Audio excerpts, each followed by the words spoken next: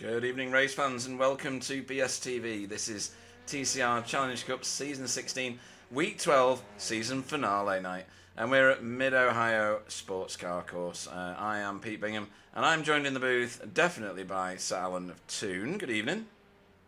Good evening, Pete. Good evening, folks. And it's a pleasure to be here. I love this place. Yeah, and Sam Boozen, I wasn't sure about, so I've put, no. And then Clyde Whiting was going to join us tonight, but he, what can we make up about Clyde? What's he doing at the minute? He's probably sandpapering his fingernails. Yeah, let's do that. Sandpapering his fingernails, because he was going to join us and now he's not. It's a 39-degree that's track. A shame. I know. That's a shame, because it would have been lovely to see him. There'd have been so many new boy jokes, you know. Here's a new starter. Does he know where the coffee machine is? All that sort of stuff. But as it is, none of that is happening. I don't know whether he's on the chat. He's certainly not typed anything so far, so I doubt it. 39-degree track. It's quite hot here in Mid-Ohio. It's one of the best tracks on the service, my opinion only. Your thoughts, Alan? Oh, yeah, I'm with you, Pete. I think it's great. In my MX-5, it's absolutely gorgeous. The MX-5 loves it, and I just think it's a great track. It's got a bit of everything for a driver. And if you want, and you know, people can race on here. Yes. So we'll see what happens. Yeah, that's a key point, actually. People can race on here. There are many, many opportunities to overtake whoever designed this track. And somebody like Tony Kloosterman from V8 or someone even from TCR will be able to tell me this. I do not know who it is, but they were genius. They used the topography of the natural area and created themselves an absolutely mint racetrack. We will go around with somebody soon, but first of all we're going to look at the standings. Oh, in fact, no, first of all we're going to look at the trophy. So steady yourselves, boys and girls. This is what they're all fighting for. This is the Season 16 trophy. As ever, we remind you that no pure materials have gone into this whatsoever. The carbon footprint of this one item is probably the size of Canada, and it's 100% plastic. Probably not virgin plastic, but probably virgin plastic. It's something to behold, isn't it, Alan? You know that I'm totally in awe of this magnificent edifice, and I know it's also in high demand, Pete. So Yeah. I know you're very modest about it, but an award that is, and any driver's going to be very proud to put that somewhere prominent. Yeah, Carl Hardy on the chat says there's going to be loads of room on track because he's not here tonight. Which brings us on to another topic, Alan, which is the standings as they are currently. So let's have a look at those. Yeah. Spencer McCarthy is currently 80 points ahead of Miguel Freitas. Now, it does mean that technically the championship isn't sewn up because they are both in the session.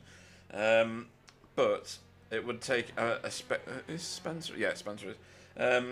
It would take a spectacular amount of incident points, and I think for Spencer McCarthy to be struck by simulated lightning in order for him not to win the championship. What are your thoughts, Alan?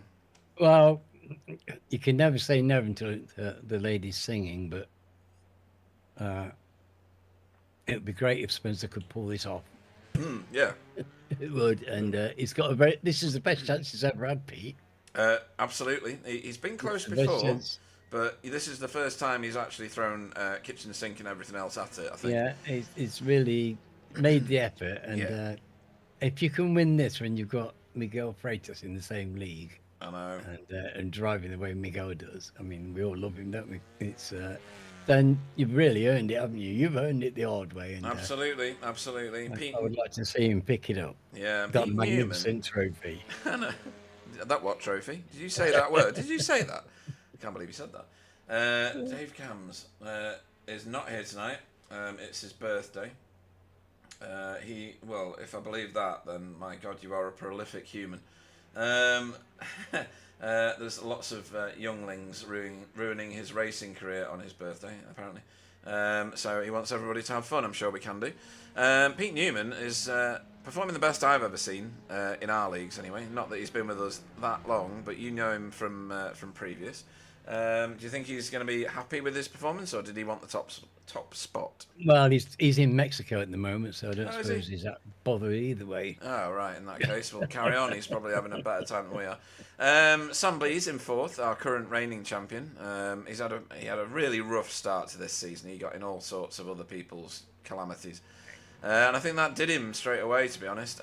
Jamie Jeffrey, in his usual I think strong he's done well, though, Pete. He's done well to actually keep in there and still be a presence and everything. And, you know, he's such a great driver. So I think he's done well considering the amount of ill luck and fortune he's had. You can't really have too many mistakes in this league because not now. People don't, do they? No.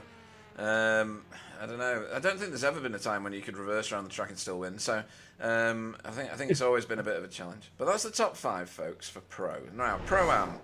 Carl Hardy's spoilt the pudding here, I think. He currently is only 6 points clear of Jamie Wilson. Where is Jamie Wilson? Jamie Wilson has turned up. Holidays, of course. Yeah, presenteeism is going to achieve this for Jamie Wilson in this race. As long as he scores 6 or more points without incurring too many incidents, then he may well stride forward and win the championship. However, look at Remy Malaberti.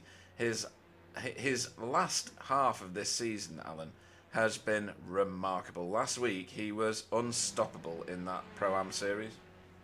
Yeah, no, he's driving incredibly well, and what a season he's had. He's just bubbled up there now and driving the wheels off his car, and it's great to see. But can he catch him? I don't know how close they are because my screen is a bit fuzzy currently. Is it? Yeah, I can't actually read what it says. That's frustrating. So he's on 634 and Jamie is on 653.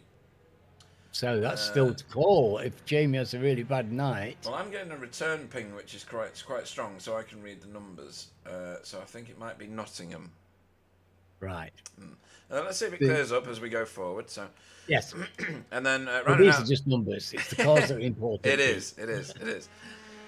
Tony Walker in fourth and Russell Cowell doing a brilliant job. But Tony Walker was the AM champion of last season. Obviously, we've included more categories this season. So he's doing very well. But Russell Cowell doing one of the best seasons I've seen him do for a long time.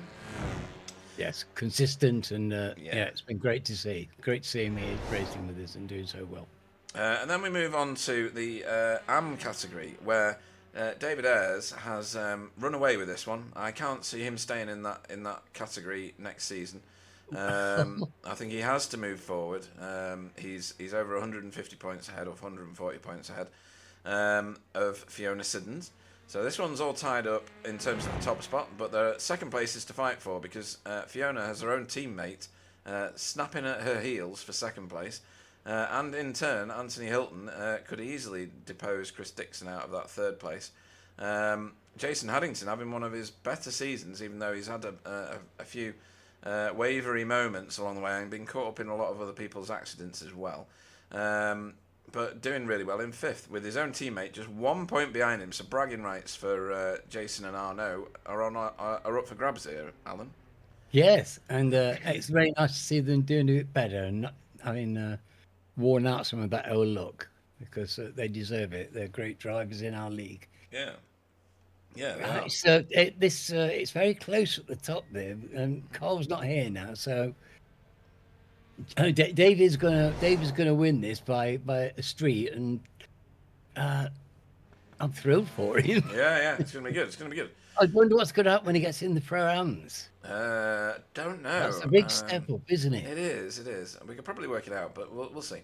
So, Hydra Race Geodesic Racing top in the team standings, and they will not be deposed. There is not a calculatable result that will mean that they don't win this. So, congratulations to Hydra Race Geodesic Racing. They've already claimed that team championship from Spectre 6. And then in turn, Safeguard by result. Again, those are set now. Nobody is moving in the team category. That is the finishing order, regardless of what happens tonight. Well, that's something for Sam. It is, absolutely. Then we're talking driver of the meeting. So this one probably more important than the championship. And Spencer McCarthy is at the top of this one as well. So in terms of mopping up, he's done a good job this season, Alan. He's done a full sweep, really, if he can maintain that top spot, and if he doesn't get somebody doing an amazing job tonight and getting multiple votes from us. Well, I mean, that could happen. It could happen, but the fact is, the people who are high up there, the people who are doing pretty well anyway, is because they've had outstanding seasons. We've seen some amazing racing in the last 12 weeks. It's just been a stunning, absolutely stunning season. Some of the best racing I've ever seen. Best season for many, many reasons that I can remember I've broadcasted. Honestly, great company in the booth with you. Great field. I think the changes that we made at the beginning of the season have been very well received. And I think it shows well in the new sign-ups. So we've got 19 signed up for the next season already, Alan, for season 17. And I should say that the trophy for that season has stepped up as well. It is no longer the carbon footprint that you saw before. It is something a little different. So you may want to tune in to various different little mini streams that I'm going to put up over the next week, because that will feature as one of them. And you saw the video before as well. So Jamie Jeffrey in the second spot, sharing that with Pete Newman right now. Jamie Wilson is a lone soldier in the fourth place zone, and then a whole bunch of people on one, which shows just how fantastic this season has been. Yeah, it has been great. It's been stupendous, and now look how safe they are as well. I know. JB is forging ahead with the Safe Driver Award, and he's stretched that lead out over Jamie Wilson. JB again been mopped up in a few accidents this season that have not been of his making. I don't even know what I'm saying anymore, Alan. Just keep saying it, Pete. Cough medicine's taken over my brain. Kevin Daniels, he's not been with us for quite a long time, so he's holding station in that position there. Of third place, and then Russell Cowell just going to prove how good he's been this season, in fourth place in the Safe Driver Award, and Spencer McCarthy, imperious as he has been this season, in fifth place. Yes, and these guys drive amazingly clean, don't they? And so fast.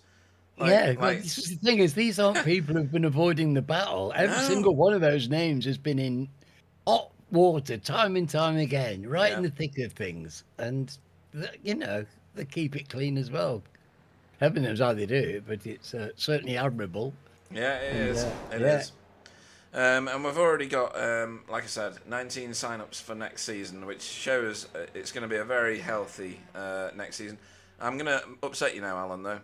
So oh, Miguel has said he's going to sit out season 17 because he has other commitments. Clearly, the sun is too hot in Portugal during the summer months, but he has said he is going to rejoin us for season 18. well, you know, I can understand that. In a way, it keeps things fresh, doesn't it? It keeps you fresh. It keeps the racing fresh, and I bet I'll miss him. Yeah, I yeah. won't lie because I absolutely adore watching him drive his car. Yeah, I've said that he can join us whenever he wishes. The invitation will stay open to him. Yeah, Whether he does that or not, I absolutely. don't know. Good evening. Well, I think that should be a thing for every one of our great champions, don't Yeah. you? Oh yeah. Absolutely right. Jennifer Sandman. Good evening. She's shouting for CCT. Let's find you a cutting corny car to have a look at. Dietmar Hughes. There he is. Let me get a better shot than that. There we go. Oh, that's better. Yeah, that is better, yeah. Making his way here through Thunder Valley, or he just did. He's in the carousel now. We'll do a lap. Who should we do a lap with this time? Do you want to nominate someone from the timing tower? Is Spencer out there? Spencer's out there, yeah. Let's go on board with Spencer. Let's do that. He's just approaching the end of the lap, actually, which is brilliant. Round this last bend we go, and this is the shortest start-finish straight you'll ever see. But it is straight, which is always a celebration. Into turn 1 here, and you want to hump the curb. Hump the curb. He's not humped that curb. That curb pulls you round the corner and stops you running wide there. It's an essential part of racing. I've lost my mic. We're going into keyhole now. I've lost my cursor. Just give me a minute. There we go. So we're going into keyhole. This is a double apex. You want to avoid the first apex and grab the second. And then you get yourself set up. Stephen Walker bailed on his lap, letting everybody go past him there. As we go around this little kink, do not go near those cones. If you do, the cones will lodge under your car and ruin your race. Into China Beach, which is a big sandpit on the other side of that little ridge on the left. So you need to be in second gear coming around there, and then stay in second gear through here, or third gear on the last one, second gear on this one as someone peels off, and then through these S's here. Starts here, third gear, power it through here, upper gear. You should be in fourth by the time you hit this apex, and then you're talking about turning into Thunder Valley. This corner is weird. It feels off camber, it's not. It makes the car go light, it does. And then you start steaming through Thunder Valley here into turn 11. Get on the inside curb and then run it out wide. Get on the gas early. Spencer didn't manage that time. As we got cars collecting themselves in the carousel. This is second gear corner. Again, take a late apex where you can, and then get back on the gas ready for the start-finish straight. If you want to see how that track map is supposed to be done, go and find Jay Corley's stream. Here is Jay Corley. His streams are really good, really informative, very much better than what I've just done for you, and he explains it very much better than I do. His stream will be live. Have it on on a second screen if you can do, folks, because it will be good. He is a fantastic asset to have, both in the result team and in the BSTV community, and long may he stay here, Alan. Yes, indeed. Well, yeah, great driver. He's erupted into our league and found his feet straight away. And I think I've just lost Alan. Are you still oh, there? you've just found me again. Oh, I found you again. Yes, Right. the screen keeps freezing. Right, I see. Yeah, I And think it's that's a very blurry item. right. I think that might be your connection. Not sure what to advise of you. Maybe a reboot, but I mean, I can hold your beer if you want to go and reboot. Well, I can do that. Yeah, I'll talk nonsense to the millions, and by millions I mean double figures, that are currently viewing the session at the minute. As I'll explain what's going on. So we're currently in 15 minutes with qualifying, halfway through that qualifying actually. We will then enter into a 20-minute sprint race as Spencer McCarthy takes the fastest lap in this session. Just point that out there whilst you were watching. A 20-minute sprint race, no pit stop required. They're on 35% fuel. And tyres last for about 4 days in this car these days. That's obviously an exaggeration. Don't take my word on that one. But then we will have a 5-minute interlude where we will talk more nonsense at you. And then we will enter into a 40-minute endurance feature. It's not endurance, it's a feature. I've got V8s on my brain because I've been setting up that league as well, which I'll talk about later. Yeah, a feature race of 40 minutes where a pit stop is pretty much mandatory. We had a couple of races last season where people tried to zero stop or no stop the race. It didn't work. Wholly, it did on one occasion with Pete Newman, who Oki armoured everybody to death. And got himself a race win by not stopping. But that's the only time that that's properly happened. Others have tried it and have turned up in the top 5, maybe top 10, but it's a rare sight. Hello. Hello. Well, I'm here. Right. It's Okay. still blurry, but I'm here Oh, anyway. right. Okay. So we keep your fingers crossed. Yeah. If you Everything blur else your was fine, so yeah, it's if you make fine. your eyes blurred, it might counteract Well, that's what I'm it. doing. Yeah. That's what I'm let's doing. Do that. Let's do that. Yes, I put my reading glasses on just in case. Good. Yeah. Yeah. Why not? I mean, put your reading glasses on and sit on the other side of the room. That should work. I can see the colour of the cars on this camera, so these cameras are okay. It's when they're further away they just turn into a blob. Right. And it's yeah, I don't know why. And when I made the screen smaller, it doesn't make it any better. So anyway, we shall trot on. We shall. If someone does anything busy sending a message ridiculous, on the phone. It's rude, isn't it? It's rude. It will be very obvious. Yeah. Kneecaps of Wobbly. Where is he? He's here, struggling at the minute. Why? I thought I had that paint sorted out. What the hell? Right, give me a minute. That? You took. I don't know. He's in the Honda instead of in the car that he's supposed to be in. So give me a minute while I go and find him a paint. Because I'm not standing for that. Ooh, no, when he asked me that earlier today, I was like, "Of course I've got your paint. What are you on about?" I didn't realise it was a completely different car he was driving. So you talk beautiful things. Yeah, well, it's nice to see him on the track actually, but yeah, the sooner you can get rid of that paint, the better. Yeah. But this is a track that should suit Wobbly. I bet he likes it because it's a real driver's track, isn't it? There's so many quirks and foibles. There's so many challenges. So much lovely fast-paced and flat-out third gear, extreme fun bends. So much braking down that you need to get it absolutely right because you're going to run off some kind of loopy thing that's going to trying to strangle your car. Yeah.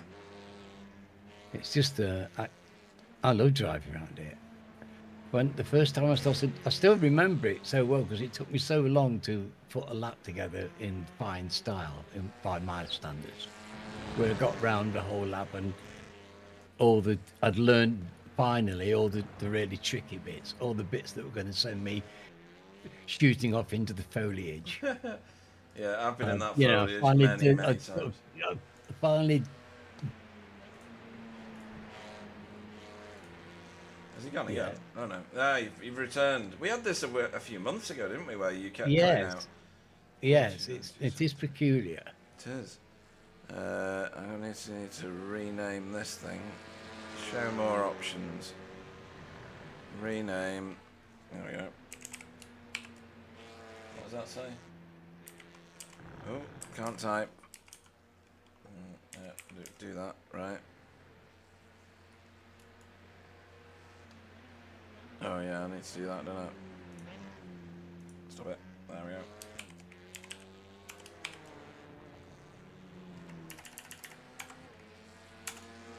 Right, and then if I... apologies folks, just going to do this for a second. There we go. Oh, a bit of iRacing magic. I know, it was very brief. We'll cut that out when we go live, don't worry. I don't even know if that's going to work yet. It's still white. Yes, everyone's in this. Here we go. Hey! There we go. Oh, P gives himself a round of applause. Look at that. Yeah, absolutely. He knows what he's doing. I know what I'm doing. Right, let's have a look at the standings with 2 minutes to go. Sorry about that interlude, folks. Big Miguel Freitas, showing everybody what we're going to miss out on next season. With a shot in the dark at a 129.6. I know why Wobbly's in the Civic now, but that's because it's probably the faster car. And he is going to get himself a 200-point penalty for that one, but he's not bothered. Spencer McCarthy is currently in third. Just needs to keep it on the grey stuff. I would have said black, but the tarmac is grey here at Mid-Ohio. And then Jay Corley, obviously, he's watched his own stream, I think, Alan, and listened to his own advice, because that's quite a tidy time, isn't it? I'd be elated being 4/10 off Big Mig. Well, yeah, you've got to feel good about that. I know. Yeah. Massive high five. It's the thing is, he's only going to get better. You know, he's a young man. He's just going to get better and better as a driver. He's going to get more experience and just, you know, great, isn't it? Yeah, yeah, absolutely. It is great. He's pulled up. We're now in the depths. Here we go. Oh, Martin Shirley. Yes, he was new to us last time. He's racing here again. He's with us for next season. We very much hope. And then Philip Harris. So this is a new car to our series. Joined us this week. So he has joined us as a privateer for now. I think I need to change his team. I'm not sure. Let me go and see. There was a chat going on at some point. Quite nice paint. Yeah. Really nice paint, actually.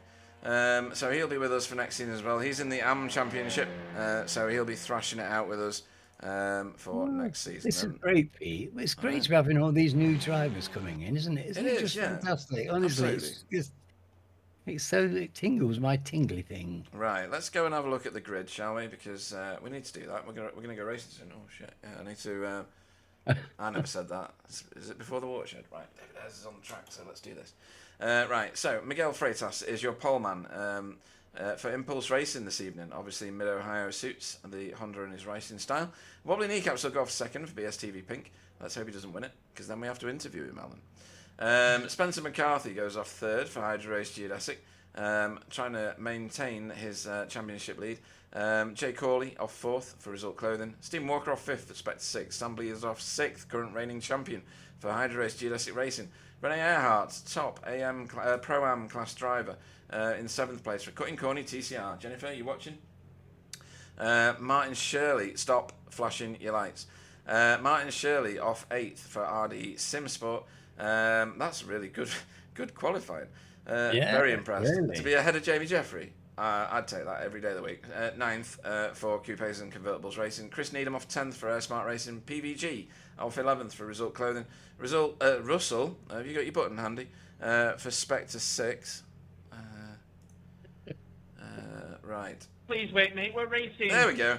13th will be JB Dejoux for BSTV Pink. 14th will be Jamie Wilson for Team Chimera. Loic will go off 15th for Boots and VDS.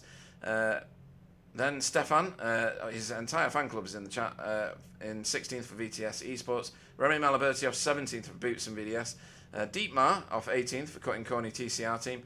All your fans are here as well. Boyd Driesen off 19th for DB Quasi Racing. Arnaud Chenonnier off 20th for Air Smart Racing with David Ayres off 20th. Stop flashing your lights, PVG. You're going to get told off. David Ayres off 21st for Result Clothing. Chris Dixon off 22nd for Work Guard. Philip Harris off 23rd. 24th is Fee. That's a good result. And 25th is Andrew Littler. Right. Way to go. Yeah, absolutely. Right, here we go. Let's go. That's a handsome grid. And all these new cars. Right. See if we've got a better camera. Oh, that'll do. That's a better camera, isn't it? Have we got a better one than that? Do we want to go here? No, we don't want to go there. Wobbly's just jumped the start. Wobbly's doing a drive-through. He's going to quit. That's a rage quit right there. Right, we're green and we're gone. And Wobbly forgot how to do the start procedure. So off we roll. Spencer's got him already. Jay Corley is going to move into third. And let's see how we go on these first couple of laps, Alan. Yes, well, we know that it's absolutely crucial. This 20-meter Oh, race is the flat oh, out. Oh, Boots and and VDS have had a yeah, double exit nearly. trouble. That's Loic into the wall, and David Ayres has come out and reset the car as well. I don't know whether he was On the involved ground. in that. I'm not sure. We'll have a look at that later. But Spencer McCarthy and Miguel going at it straight away down the back, not straight. Avoid the cones, Spencer. This is Jay Corley. yeah. These guys are going to go hard. This race, there's no holds barred. The 20 minutes. The grid position is everything. You really can't afford to be down the grid because these guys go from the front and they go hard every inch of the way. No quarter is given. I don't know what happened to David Ayres. He's gone to pit road. I don't know whether he's annoyed, upset. He's already won his AM championship. But Miguel is maintaining this, but only just. And Wobbly has gone on the comeback now. Sam Blees and he are going side by side into, well, Thunder Valley has just passed him. So Carousel next as Wobbly gives up a position. I'm surprised he went for the Civic, if I'm being honest, Alan. Oh, he's gone to pit road. He's serving his pit stop, his drive-through now. Yeah. And that is a sensible option if you've got a drive-through. Get it done and get it out of the way while the field is the way it is, because you're going to have to drive through and then you're going to have to do a pit stop anyway. So why not just combine the two things together? Well, not in this one, won't it? No, no. The Oh, that's wide from drive-through- PVG. That'll teach you to flash your lights. The drive-through is a bit of a disaster in this race. Yeah.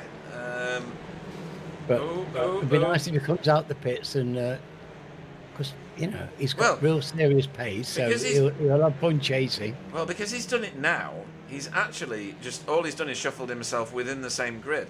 So he's got to probably put some of the slightly slower drivers behind him, and then he's going to be back on pace pretty quick. Oh yeah, Oh, this fingers is busy. crossed he can do it because these are high-paced races, Pete. Aren't they? They don't hang around at the front.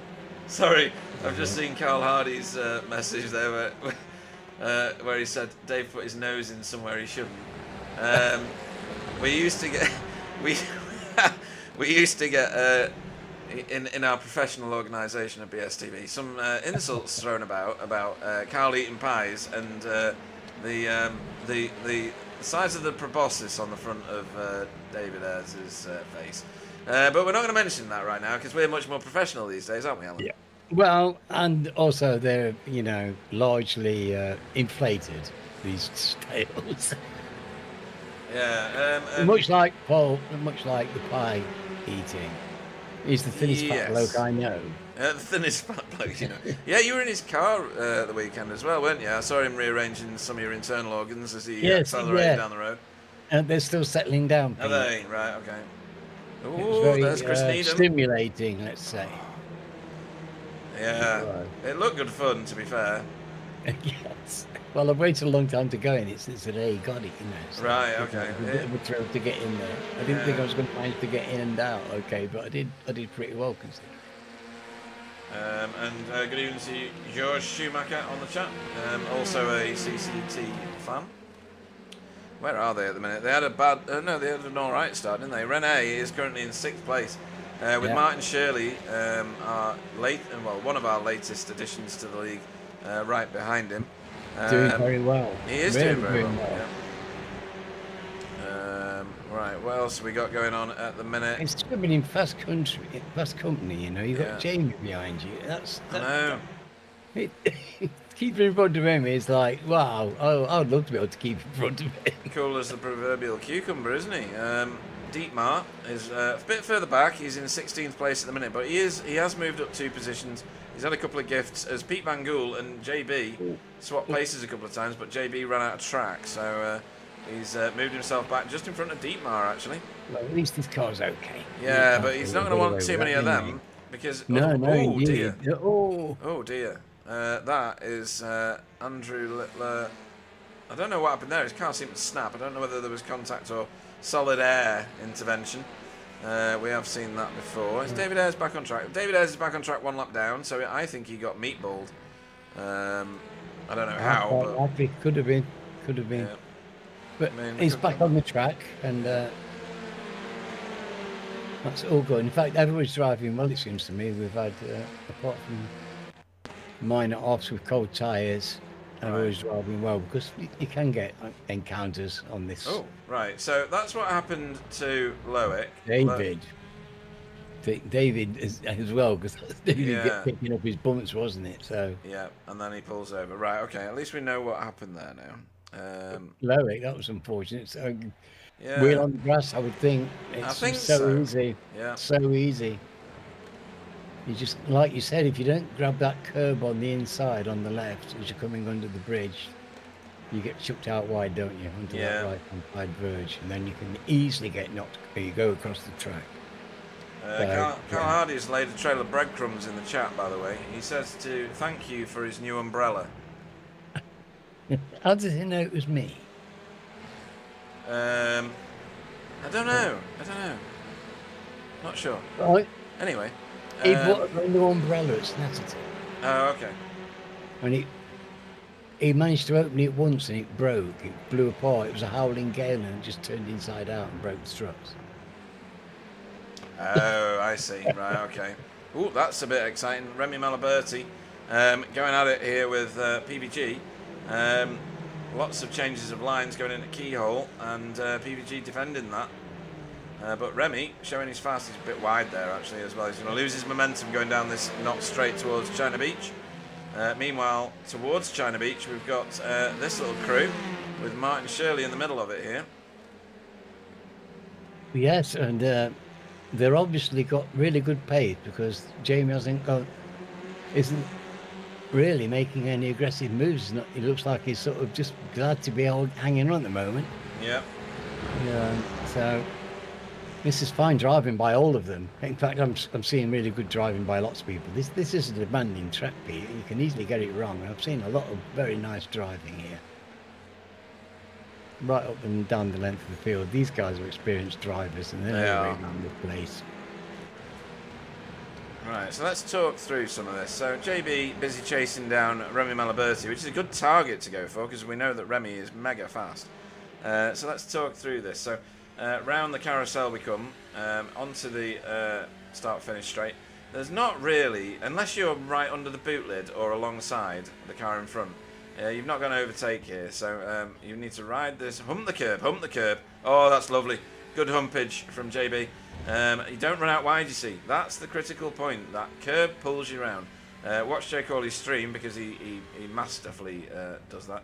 Into keyhole and don't do the first apex, JB. Don't do the first one. Do the second one, which is that one. And you'll get a good drive down this straight, which sets you up for a good overtaking opportunity. Yeah, you can get on the gas a lot earlier if you're not close on the curb. Absolutely right, Alan. See, we know what we're on about. We could do this. We just choose not to. I know where I go wrong, Pete. Yeah. So into the S's here.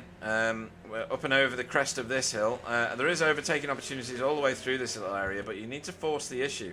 And nobody's doing that right now. They're all about equal on pace with one another here. Up and through this wonderful sweeping section of S's before we turn right over this very destabilising, I should say, right-hander into Thunder Valley here. This is Thunder Valley now. No overtaking opportunities here, really. You can go 2x2, but unless you're on the inside, you've lost it. And then dives down the inside and outside here into Carousel do work. PVG is trying to cut back at the minute, just ahead. And he's currently riding the rear bumper of Stefan Goebel's car. He needs to know that Stefan Goebel's entire fan club is in the chat right now, so he doesn't want to do that unless he wants to get lynched, Alan. So. Well, they came out there very nicely, but you need to get a good exit from the carousel, Pete. Yeah, you do. It's one of the most critical corners on the track. Wobbly is steaming along the track now in pursuit of this group here, and this group is many cars deep. Let's have a quick look. I don't know why my battle box disappeared.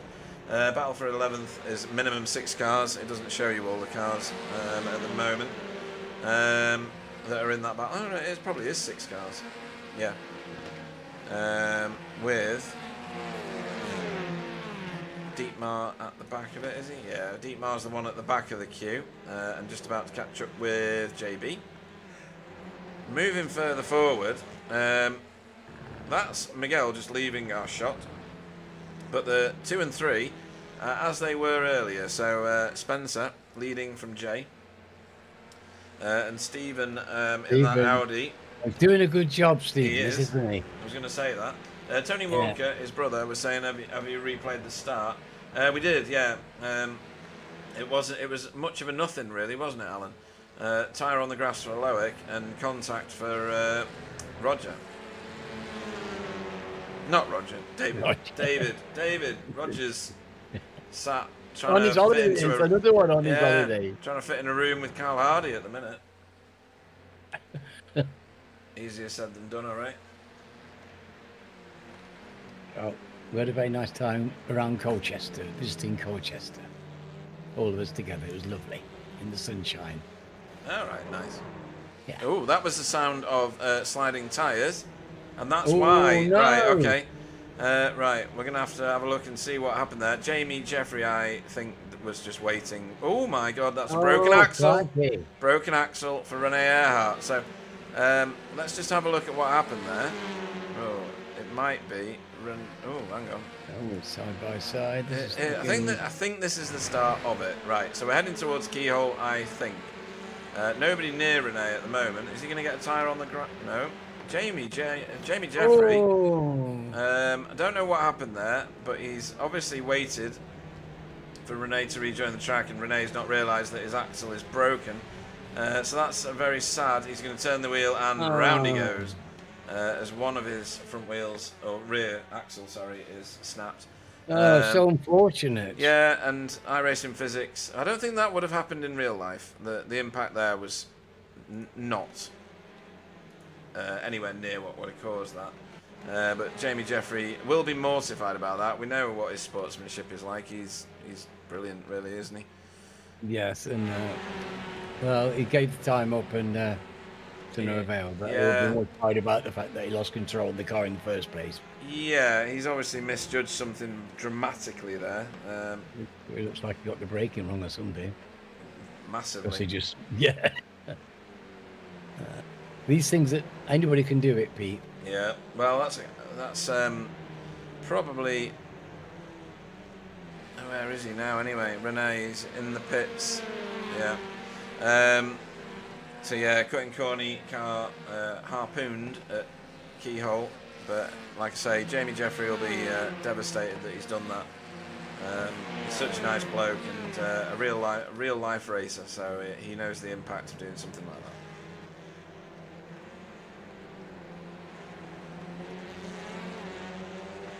But you know, that is the exception that proves the rule, really, because we've seen some very tidy driving by everybody.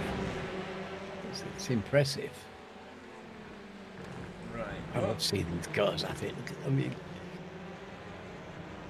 they go close and they go tight, and but it's amazing how few incidents we have.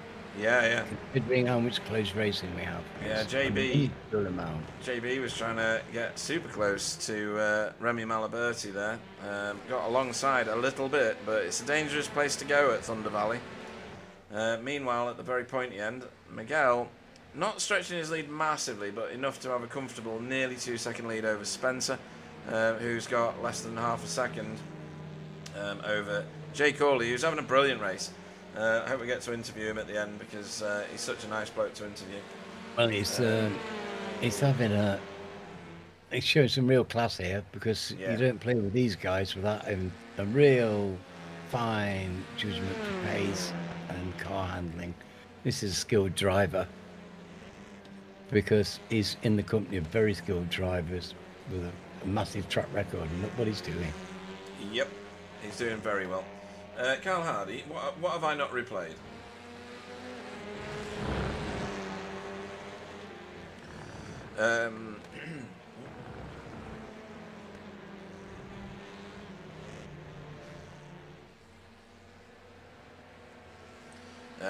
Right, so we are with 5 minutes to go.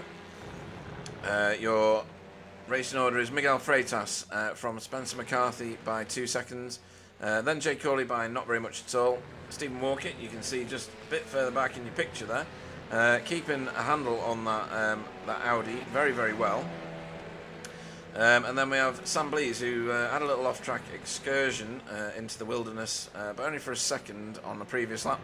And then Martin Shirley, you got to salute that. He's the lead Pro-Am car, Alan, in his second race week with us. So doing fantastic. Big salutes. Where's Wobbly? Wobbly? Who cares? Wobbly has made his way all the way back to 14th already. So he's put many cars behind. Oh, he's had a couple of gifts though, hasn't he? Let's justify it that way. He's got his teammate in front of him now, so that's not going to be a difficult equation. Stefan's getting really quite hot in the rear, Alan. Hot in the rear. Yes, I'm not sure this is the track that's going to suit the Audi as much as the others, maybe a little. I'm not sure that Stephen's putting in a fantastic amount of drive to actually hold his 5th position. He's in 5th, wherever he is, because I think that the Audi is not an easy car around here. No, it's been a handful at certain tracks, but been mighty at others, really, hasn't it? Or it could have been mighty, I should say. There's definitely right and wrong tracks to run that car on it. Seems reasonable to say, doesn't it? Look at this little gaggle here. This is what the AM driving guys turn up for, isn't it? It's this cut and thrust of thrashing it out here. Don't let your eyes deceive you. David is a lap down. David is a lap down. The racing at the back is just as exciting as the racing at the front, let me tell you. I've got a lot of experience of such a thing. And if you can have that kind of racing at the back of the grid, then it's happy days. And what's more, they've got a title to chase as well, which I think is brilliant. So, yeah, the same rules apply. It doesn't matter. There aren't actually any slow drivers in this lot. Everyone's quite a good driver, but certainly the different layers of the league just fanned out beautifully. It just panned out into a really very homogeneous balance. You struck a beautiful balance with it, Pete. I don't know how you managed it the first time, to be honest. Well, yeah. Some people You've had very few adjustments. Yeah, true. Some people are just good at stuff. I'm not good at anything, so I relied upon other people to help me out. Anyway, right, so what's going on? Jay Corley is giving lots and lots of pressure here to Spencer, but not managing to get quite alongside. This is very much a hot debate, which is Chris Needham and Russell Cowell taking that late apex into the last part of the carousel. Should give him a good run to get onto the boot lid of Chris by the time he leaves turn 1, providing he gets he humps the curb. Yeah. He's got he did hump it a little bit. Yeah, that's a better line from Russell, it has to be said. He's going to be in the toe now. And then you can see in the background there, Jamie Wilson starting to come under a bit of pressure from PVG. Russell again, taking the late apex on this one. Didn't quite manage it as nicely as he did on the previous corner. So he's not quite as near as he should be. But you never know, there might be an overtake coming. That's what point nothing looks like, actually. He's less than a tenth, and he's gone for the wide line. You can't do much unless you cut back. They're going to go side by side. Yeah. No. I've seen some race-ending crashes at that point on the track, Alan. Yes. There was wisdom there. There was wisdom there, yes. And what great racing, Pete. I know. Nicola Jeffries joined us. Where is he? Where is Jamie? It's such high class. He's not doing so well. These are all great drivers, and they're all going at it hammer and tongs. Yeah. And, everyone's got something to race. Look at this. It's fantastic. Jamie's back here because he committed a murder, Nicola, of Rene Earhart, which I'm sure he feels terrible about, but he waited for ages, which is why he's back here. Why did he just get a free pass? What? Did you see that? Somebody. Who? Jamie? The yeah, it was Wobbly. Wobbly let him go. Oh. Wobbly's not in the points race. So. Stefan a little bit wide there after turn 1. This is where the final battle's going to be. In fact, we're on the last lap now. We've taken the white flag just. Miguel saunters towards another race victory in his another notch on the bedpost, Alan. Yeah, honestly, I would have put money on it once the first lap battle was decided. Yep. Because that's the way it's here we go. been all season. Oh, Jamie Wilson. Absolutely. Wow, look at this. Racing the nuts off that velocity at the minute. Red arrows, lad. Yeah. Is he going to come out on top here? Russell is off the racing line a little bit. He's going to gain it back now. Jamie's going to go side by side with him into this lethal corner here that leads on to Thunder Valley. Where is Miguel? Miguel is here. He's not quite over the line yet. This is going on and on, so... PVG is waiting to pick up the pieces, presumably. Yeah, and it might be literal, that statement, as Miguel takes the checker, as do other racers. Where have they gone? What's going on? Russell's gone wide. No! Oh, just lost enough of the track there. Pete's a happy boy. Yeah, Pete is a happy boy. That was a thoroughly entertaining race finish, has to be said. And then where's Boyd? Boyd is going to bring home some glory for the AM class. I think this is his first class victory. I'm not sure. But there you go. First AM class driver over the line with Arnaud Chenonnier in second. Yes. Oh, well done, Arnaud. That's a good drive. And then well, I'm saying hopefully. Yep, she's safe. Fiona's going to get over the line in third in class. But there's a whole gaggle of cars not that far behind her. Well done, Fee. She's happy girl. Yeah. Philip Harris, in his first race, Phil Harris, I should say, did 21st, which is good in a 25 car field. Right. Oh, yeah, plenty of good racing, didn't he? He did. He really did. Right, let's have a look at this. We're going to show this finishing order. So Miguel Freitas in the final race of this season. Final race week of this season, takes home the glory for Impulse Racing. Spencer McCarthy in second place for Hydro Race Geodesic. Jay Corley takes home the bottom step of the podium for Result Clothing, but he gave Spencer a really good run for his money there. Stephen Walker finished fourth for Spectre 6 and rounding out the top 5 was Sam Blees for Hydro Race Geodesic, probably extending their team lead by a massive amount. Martin Shirley was the first of the Pro-Am cars over the line. What a great result that is for him and sets him up well for next season for RD Simsport. With Chris Needham, thankfully, he's getting some good results at last. In 7th for Air Smart Racing, 2nd in class.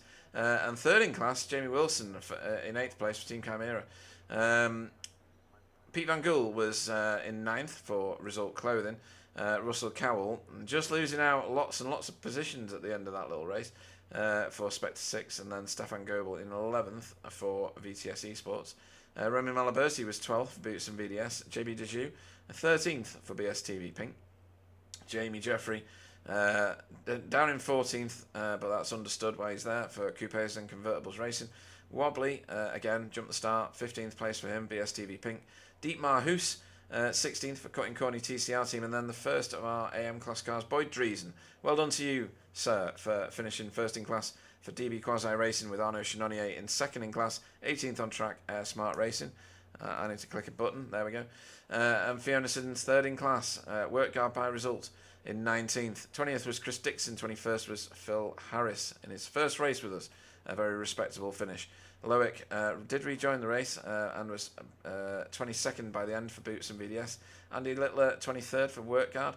David Ayres continued one lap down in 24th for Result Clothing, and then Rene, who was the victim of a murder done on track, was 25th for Cutting Corny TCR team, and will hope for much better fortunes in the next race, Alan. Yes, but I have to say, very nice to see everybody finishing, Pete. Yeah. Everybody came back and finished the race. That's great spirit. And we see that a lot these days. So yeah, right. So, and it's a big feature of our league.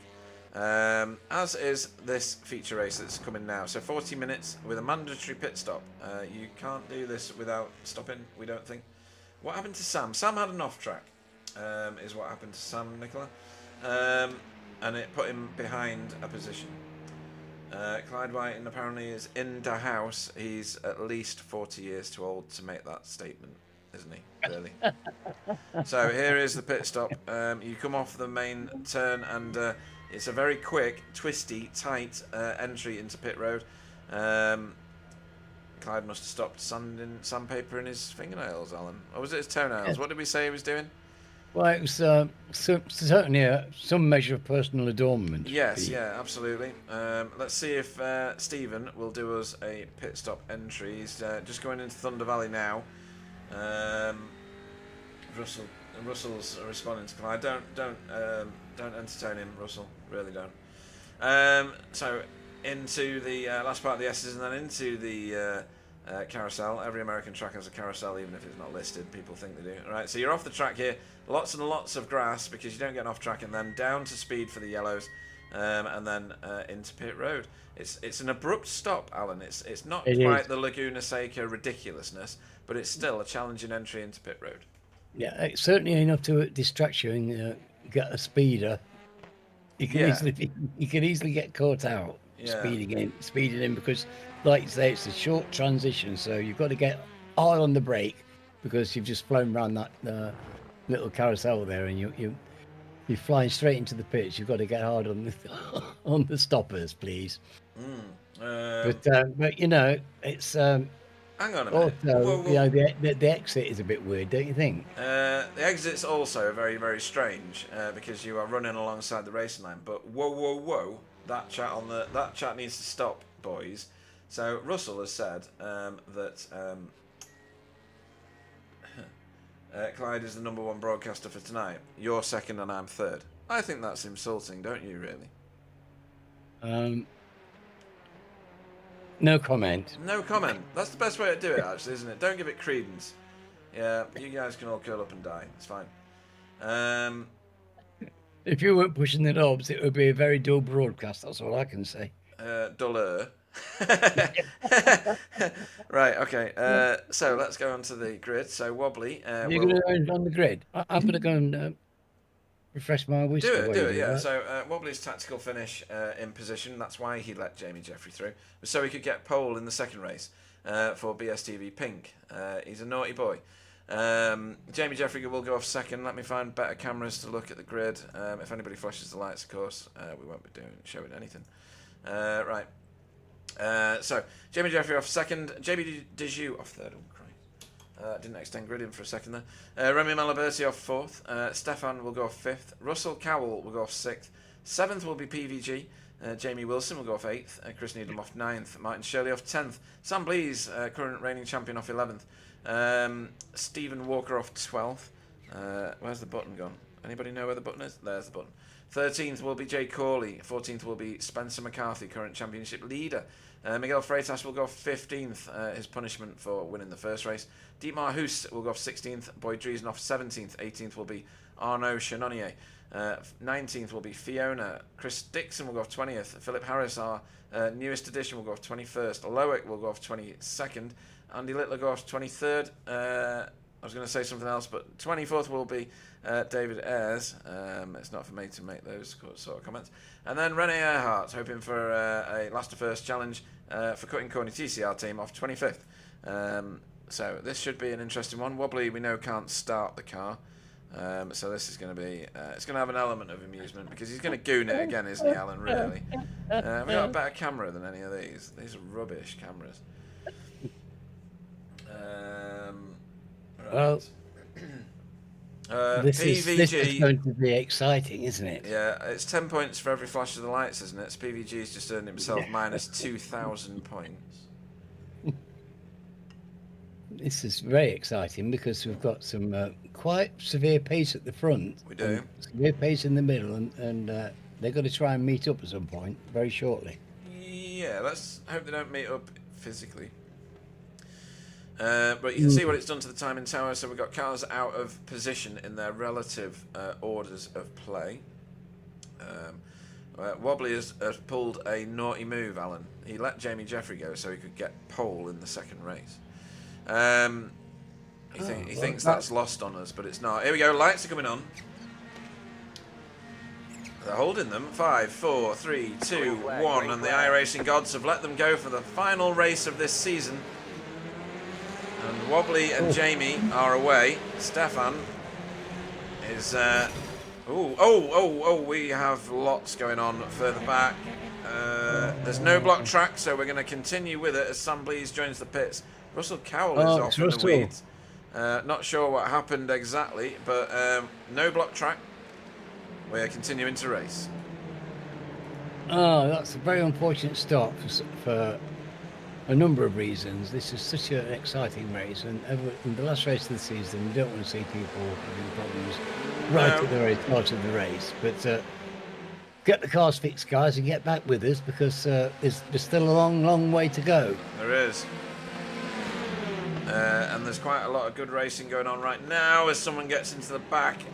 Was that Remy? I think Remy was into the back of JB there. Oh, please don't try and go 3-way round there. Jay Corley making his way around. This is quite a complicated track, so even for the fast guys making their way through the field, this is going to be a complicated series of exchanges. Well, these guys are all superbly quick, They're all great car handlers. Yes, which they just are. makes the whole thing delicious. Sam Blease on the outside. No, Spencer. Sam Blease is in the pits. Spencer on the outside there of Remy Malaberti makes that work. Behind are the fast finishing guys from the first race. Where has Renee ended up? Renee has moved up massively, 9 places already. I knew that had happened. As Wobbly is starting to check out at the front, is he? No, Jamie Jeffries keeping him honest, Alan. Well, Jamie's going to... we know that Wobbly is brilliantly quick when he's at the start of a race and he gets in the front of the grid. Yeah, and it's that's very hard to get back. Now, one of the people I'd say who might be able to live with that kind of pace that Wobbly can produce is Jamie. Yeah. So, a fascinating little struggle going on there.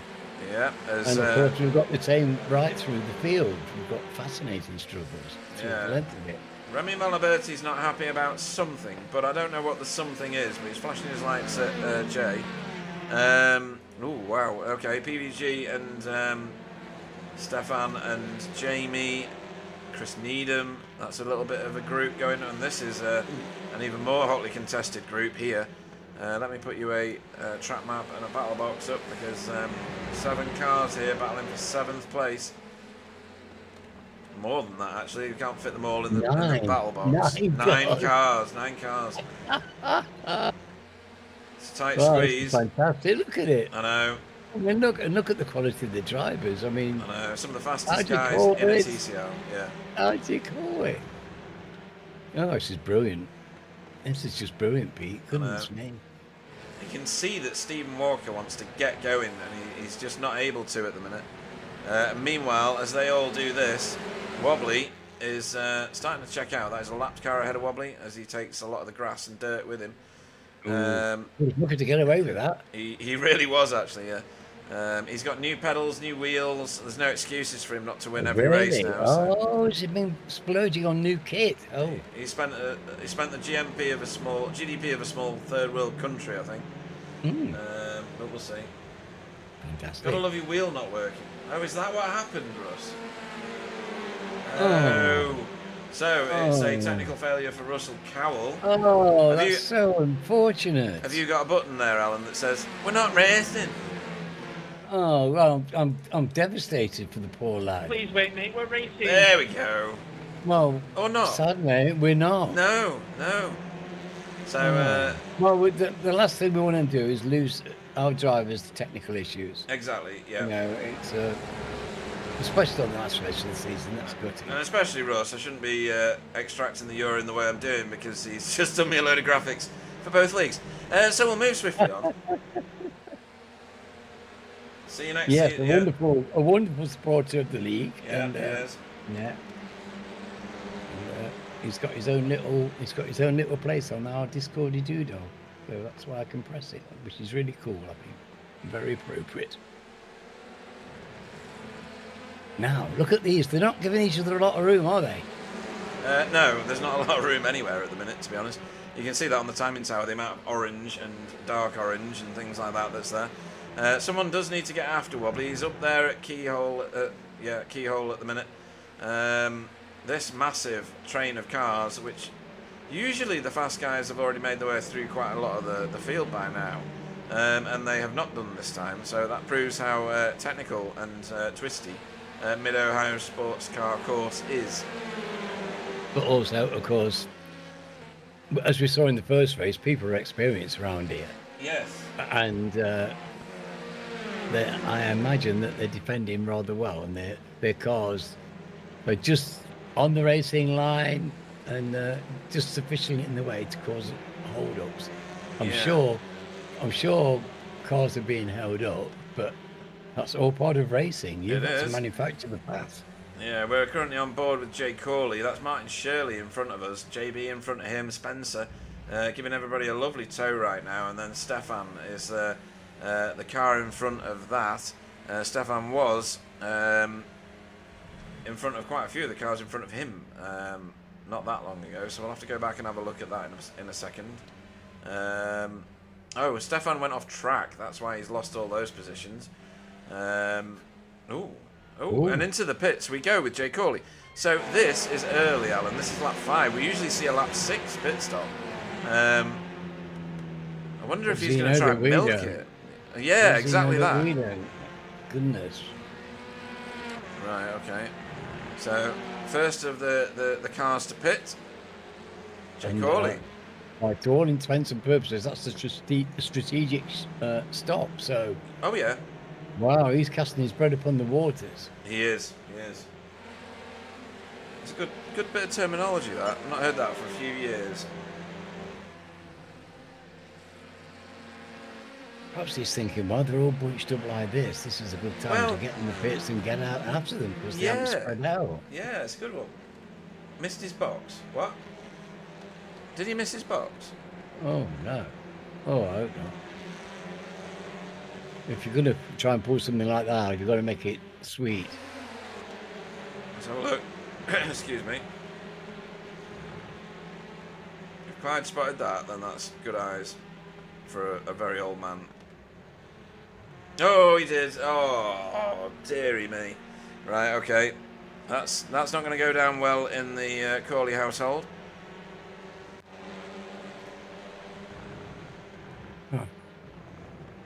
But it could have been worse.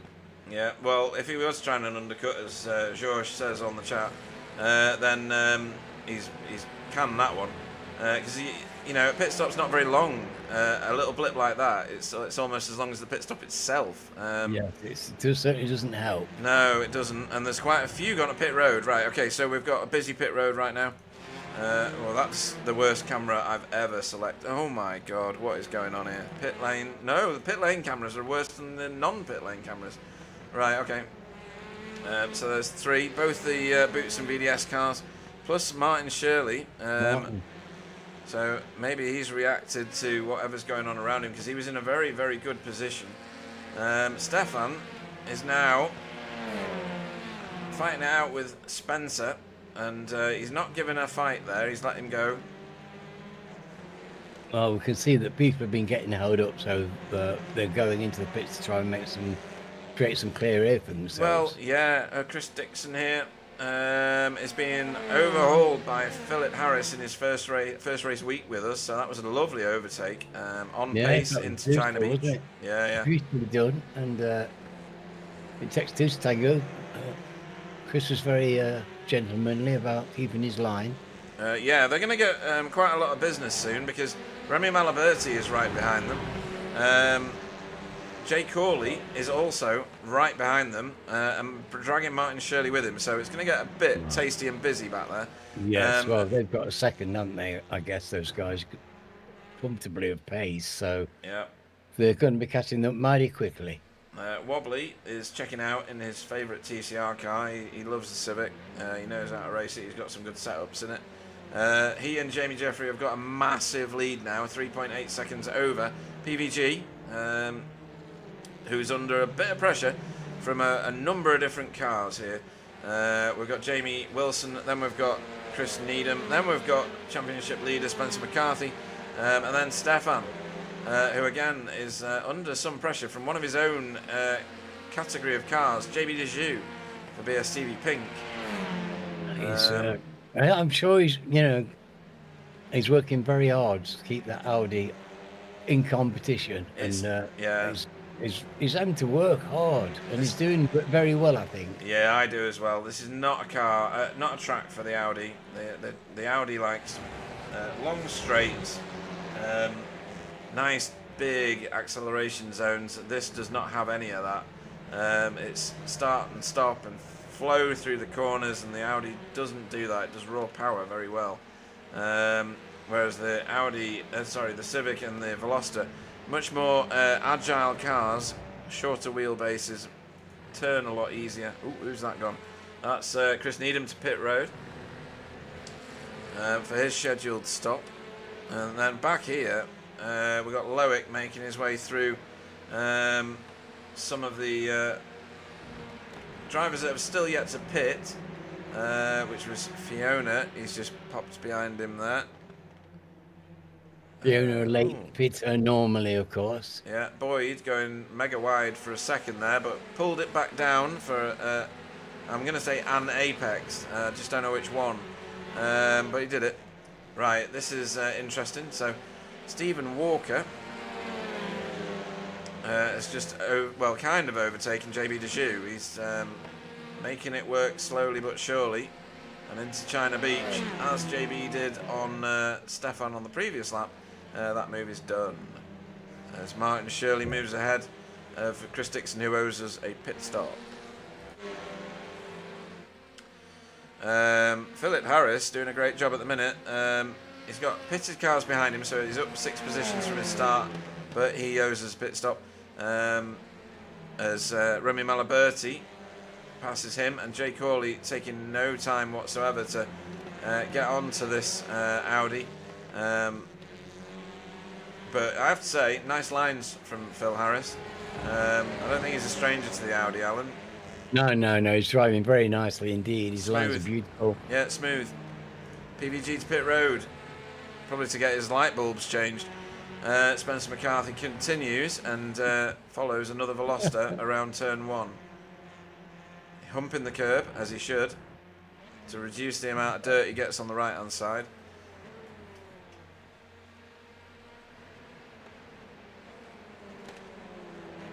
Stopping early, they're stopping now, and they're going to be stopping late.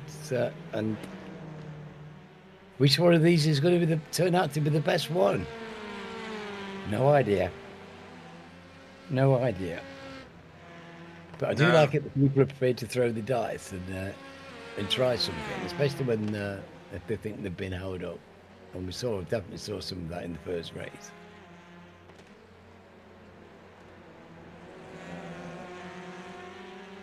But there's some fearsome battles, isn't there? The people are pairing off with people like around their pay. Yeah. Drives by people. Jay Corley there, just passing a yet to pit Phil Harris. Interesting to see where Phil comes out at the end of all of this in the feature race. As Spencer is definitely closing on Jamie Wilson. I wonder if there's anyone even thinking of attempting to no-stop this. Wobbly clearly isn't, because he keeps popping in fastest lap after fastest lap, one after another, as he romps away. 3.3 seconds in the lead now. Jamie Wilson hanging on for dear life to third for now, but there is the ever-present Spencer McCarthy bearing down on him.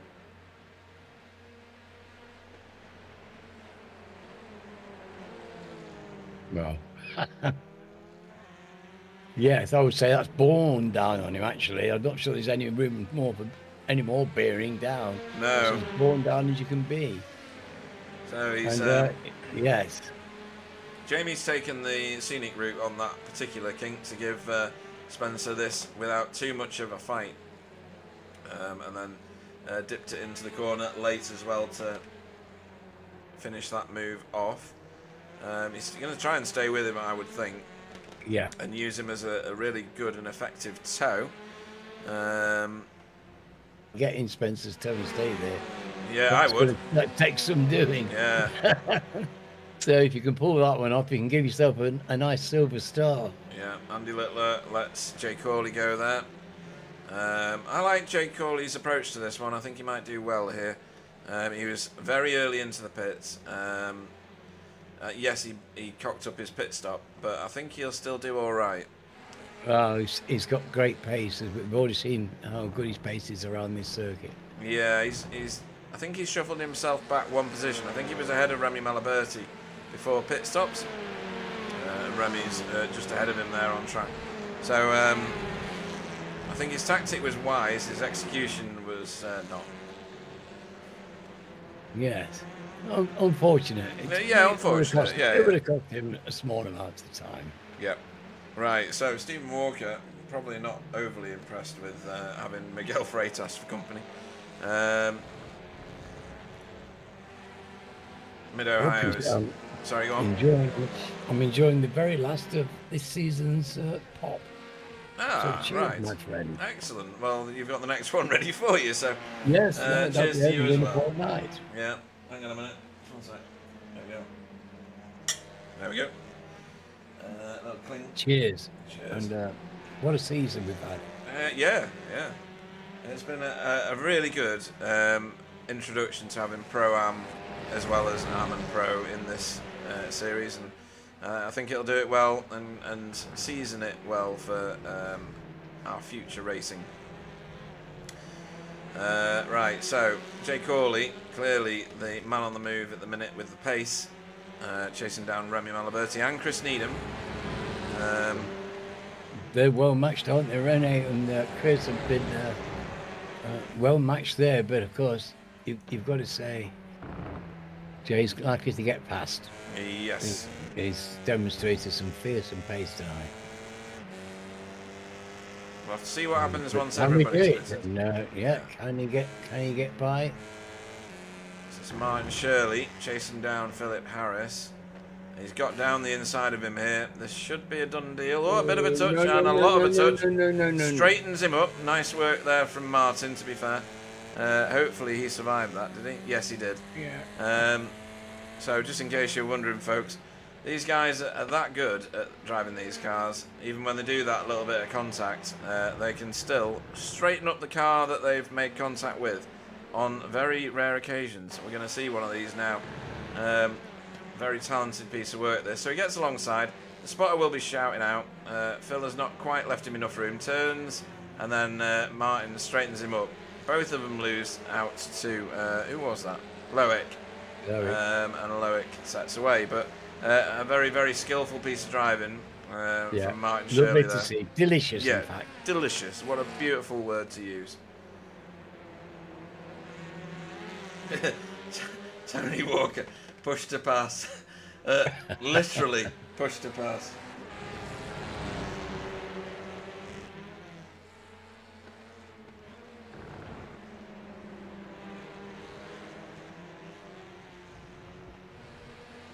Well, when you've got the whole field to chase, that makes it for an interesting 40 minutes, doesn't it? It does.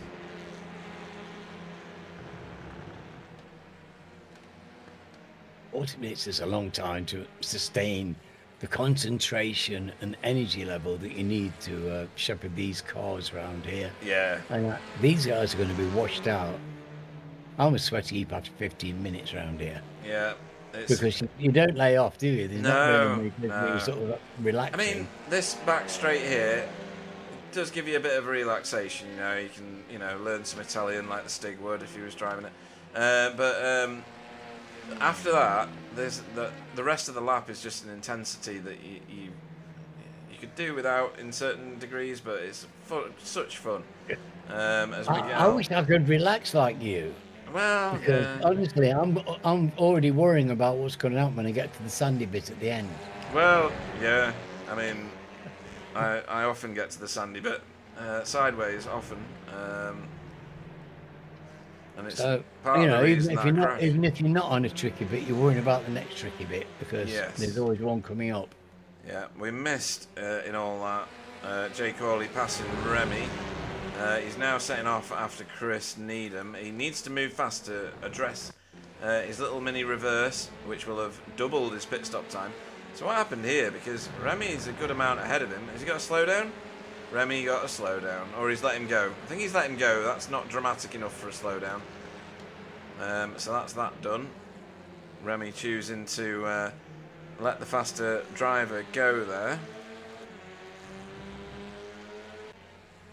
Oh, and Jake Hawley already onto Chris Needham alongside him here as they come through the got inside last going around turn. the bridge. Yeah, as long as he can get onto that curb just with one wheel, he's going to get a better turn. Chris Needham's making this work. That Elantra, when you keep it smooth and carry the speed through, it's a very competitive car. Look at that. That's very nice. Yeah. Chris Needham. It's no wonder he won a championship, is it? No, indeed. That was beautifully driven, but it just shows you the pace of the Elantra in a straight line uphill. I've had a request from. Where is this? Where is this? I think this might be a bit late, but here we go. Let's see what happens with this. Right, so this is Russ off the start. Tony Walker's asked for it. And he didn't go. Didn't go. And that's the incident with Arnaud. So. Right. So now we know. Now we know. Thanks, T. Oh, gee whiz. Right, we joined that at all the wrong time, or right time, depending on how you view that. So Jake Hawley exited stage left. He's already pitted the car. So that is race disaster for Jake Hawley. Let's have a look at that. What happened exactly? So he and Chris Needham side by side through the S's here. Little bit of a tiny hip check, bigger hip check. Rubbins racing. Oh, net code. Solid air. We could have skipped hand in hand between those two cars, Alan, you and me. That was as bad a dose of net codes I've seen for years. That is ridiculous. Absolutely Those unbelievable. Cars, and it's just destroyed Jay's race. He's got bits falling off his car and everything. Let's just have a look at this in slow motion. This is just an embarrassing one, I think. Oh, hang on, we're not there yet, are we? So we'll go a bit further, and it's somewhere through here, isn't it? No. No, is it the next one? Oh, yeah, it is the next one. So, ding! Yeah, look at that. Yeah, that's just silliness. Right, okay. There was, yeah, that was a shocker. It was not deserved at all. We don't see many like that, no, we don't. That was a real shocker. But the iRacing gods have smote him down, Alan. Indeed they have. And a sad and glorious sight it is. It is. He will be out again, I'm sure, because... Oh, yeah. Rene Earhart's pit road. Is that his regular stop? Jake Hawley's already been back in, by the way. He's back out on track and he's racing. Rene, this is his scheduled stop, and he's going to come out behind his own teammate, I think. Maybe behind Jamie and PBG. It's a late stop. It is a late stop compared to these guys, but there's still 9 cars, sorry, that have not pitted at all. Well, they'll deal with the last gas merchants, won't they? They'll be running on fumes before they give in, because a light car is a fast car. Yep. And So, I can well understand why they do it. Yeah, Tony Walker makes a point. Netcode aside, there was always going to be contact. Yeah, but we know now that netcode contact is way worse than just touching the car. It reacts in a ridiculous manner, so I think you're right, there could have been a bit more rubbing, but I don't think it would have ejected him ridiculously like it did. As Jamie Wilson comes under mega pressure here from Rene, from PBG. This is for a very good position, this, because these are the lead cars that are pitted, apart from Wobbly, who is some way ahead. Let's just have a look at the class standings. So, Jamie Jeffrey currently leading the way, but owes us a pit stop. In fact, most of the top cars there do. There's only Wobbly, Sam and Jay that have pitted their cars, as Miguel still is stuck to the back of Stephen Walker in Pro. JB Dejoux leading the way for a Pro-Am. A few of these cars owe us pit stops. Stefan as well, Dietmar Hoos as well. So Jamie Wilson is currently on your screen, the lead Pro-Am car that's pitted. And then in AM class, look at that, Phil Harris leading the charge. He's leading the charge and he's not pitted, and everybody else has yet to pit, has already pitted.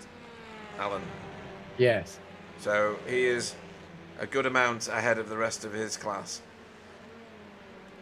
But he's to pit. He's to pit though. No. Oh, sorry. Yes. I've got that very wrong. Yes, he does need to pit. So. It's a good job you're here, really, isn't it? Well, I've got to finish this whiskey. Oh, well, yeah, of course. Yeah. I've already got next season's bottle. It's in my anticipation shelf. Anticipation shelf. Love it. That's great. I just heard bending metal again. I don't know who that could possibly be. I'm surprised, for all the right reasons, that Miguel hasn't already passed Stephen. But I don't know whether he's fuel saving, so that when he gets into the pits, oh crikey, you got a lot of dirt there. When he gets into the pits, his stop is significantly shorter, so he'll just vault ahead. I don't know what's going to go on there, but we'll see. Quite a few cars still to pit. We are over halfway through this race. 26.5 minutes run of a 40-minute race, folks. Very nice. Bit fun for Stephen to be having a little thrash with Miguel. They're both great drivers, and yeah, they'll be enjoying that, and that's nice to see.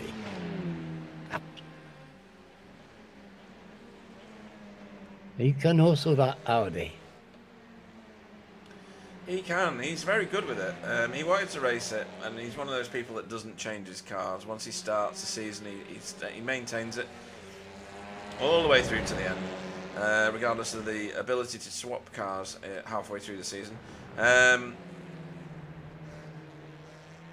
Yeah, he's done a fantastic job with it. To be fair, he's been on the podium. He won a race, didn't he? Obviously blamed it on luck because Stephen Walker, isn't it? But yeah, he's been a top 5 person, hasn't he? The same way that Sam has been a very consistent performer and getting the best out of his vehicle. Sam's the same. He's been not hogging the limelight, but doing good enough consistent finishes that his team has absolutely destroyed the opposition. Yeah.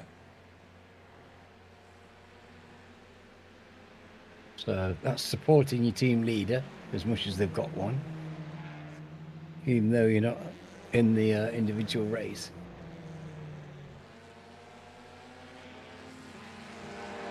Now Miguel's has got his hands full with Stephen, hasn't he? He has. I don't know that he's trying that hard though. No, I don't think he's trying. I don't think he's trying fuel terribly hard. I don't know why he's fuel saving. He's looking altogether too comfortable, but yeah. I'm sure he could be trying harder. That's for sure. But he obviously sees value in the cruising around behind Stephen at the moment, and he doesn't make many mistakes. So how it's going to pan out, we don't know, do we? No, Roger's just pointed out that Carl's been exaggerating on the chat by saying that he could have walked between those two cars with that net code. Yeah, let's just keep it realistic, shall we? Uh, I saw that they had to build his... gently, lads. A little bit of a nudge, given the fact that we've already seen some net code. Probably want to avoid that, boys. I see that they had to build his car around him so that you could experience the drive with him at the weekend, Alan. He strapped me in there. I couldn't barely draw breath. It was all harnesses all over the place. It's one of those. It's a mean green machine. Yeah. It's very loud, sitting next to the 4-into-1 exhaust. Right. And it's got a serious amount of lift, Pete. If you're interested. Yeah. Good. Oh, hang on. Right. Okay. No, this is not what you want to see. Not really. But that makes Jay's pit stop look professional, look like a winner, it? Yeah, it looked like an F1 style pit stop compared to this one. I'm only doing this because Roger was like, what happened to David Ayres' pit stop? That's kind of what happened to it. I don't know whether he'll get punished by the iRacing gods for reversing down pit road, but I don't know. We'll see. There you go, folks. Well spotted, I hope Roger. not. I hope not. But they can be a bit quarrelsome. They can, yeah. They're very particular. Don't know why. Oh, hang on. Miguel's just got past Stephen. How did that happen? Where's it gone? There we go. Alright, we're going to have to watch this because this must have been a very good... This was either a let go or a mistake by Stephen. Mistake is the first part of it. He was deep into that previous corner and then they've raced for it. So Miguel's then got alongside and taken it and Stephen look said... at the line. Yeah, alright then. Yeah. Very nice. Very nice. Yeah. Takes two to do an overtake, doesn't it, Alan? It certainly does. Oh, here we go. We got another one going on. That was beautiful to watch, but goodness, the line that Miguel had through that corner. It was like a knife through butter. It was. That's Martin Shirley. Ooh, he's getting a bit of a... Wow, this is... Yeah. They're doing great, aren't they? Oh, hello, Pitts. Yeah, Remy's already been in, hasn't he? That looks a troubled stop to me. It does. He's parked it. He's started away again. I don't know what's going on here. His engine. What's the... What? No, he's just lit up his tyres. Yeah, there's something going on there, and he's quit. Oh. Wow. Don't know what that's all about. From my perspective, Remy Malaberti had masses of pace. So that entire exercise there, Alan, has confused the hell out of me. A bit of a baffler. Carl Hardy says that... Energy with his car. Carl Hardy, with legendary wisdom, has said that David Ayres might have missed his box. Might. Okie dokie. Right. Deep Marhoos is chasing down one Philip Harris, who is yet to pit the car. And gets alongside and underneath him. Oh, and China Beach is the destination for Philip Harris. Nearly. How many times have we seen that, man? Yeah. He didn't get in the so sun. Easy to do. Saved it. Especially if you're in close contention with somebody else. You're trying to outbreak each other. Yeah. Yeah. Exciting stuff. I've got a Parker Biro, exactly those two colours. It's really quite beautiful. That's class. One of the funniest things I've heard ever. If this was a previous BSTV broadcast, we'd now be talking about what the best pen is in the world, which for me is a Uniball. But anyway, I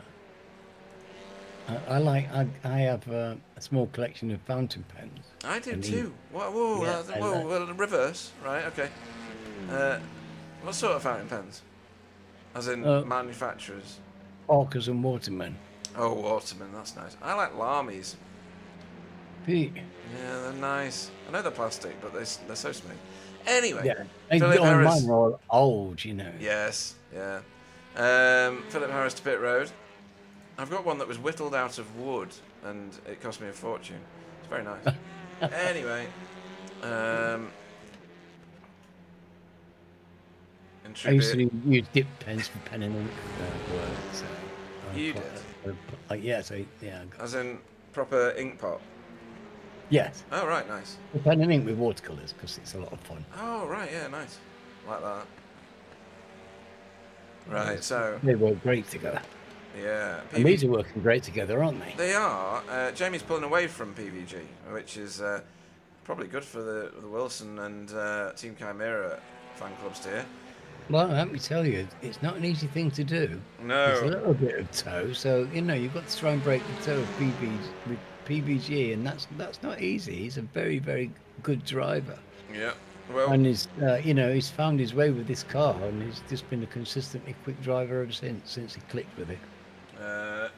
yeah, So he has. to drive away from him, tete-a-tete, man or whatever it is, then that is going to be difficult. It 'Cause is. He's clearly trying to hang on as best he can, and that's pretty good going. Because he's got nice strong teeth. Yeah.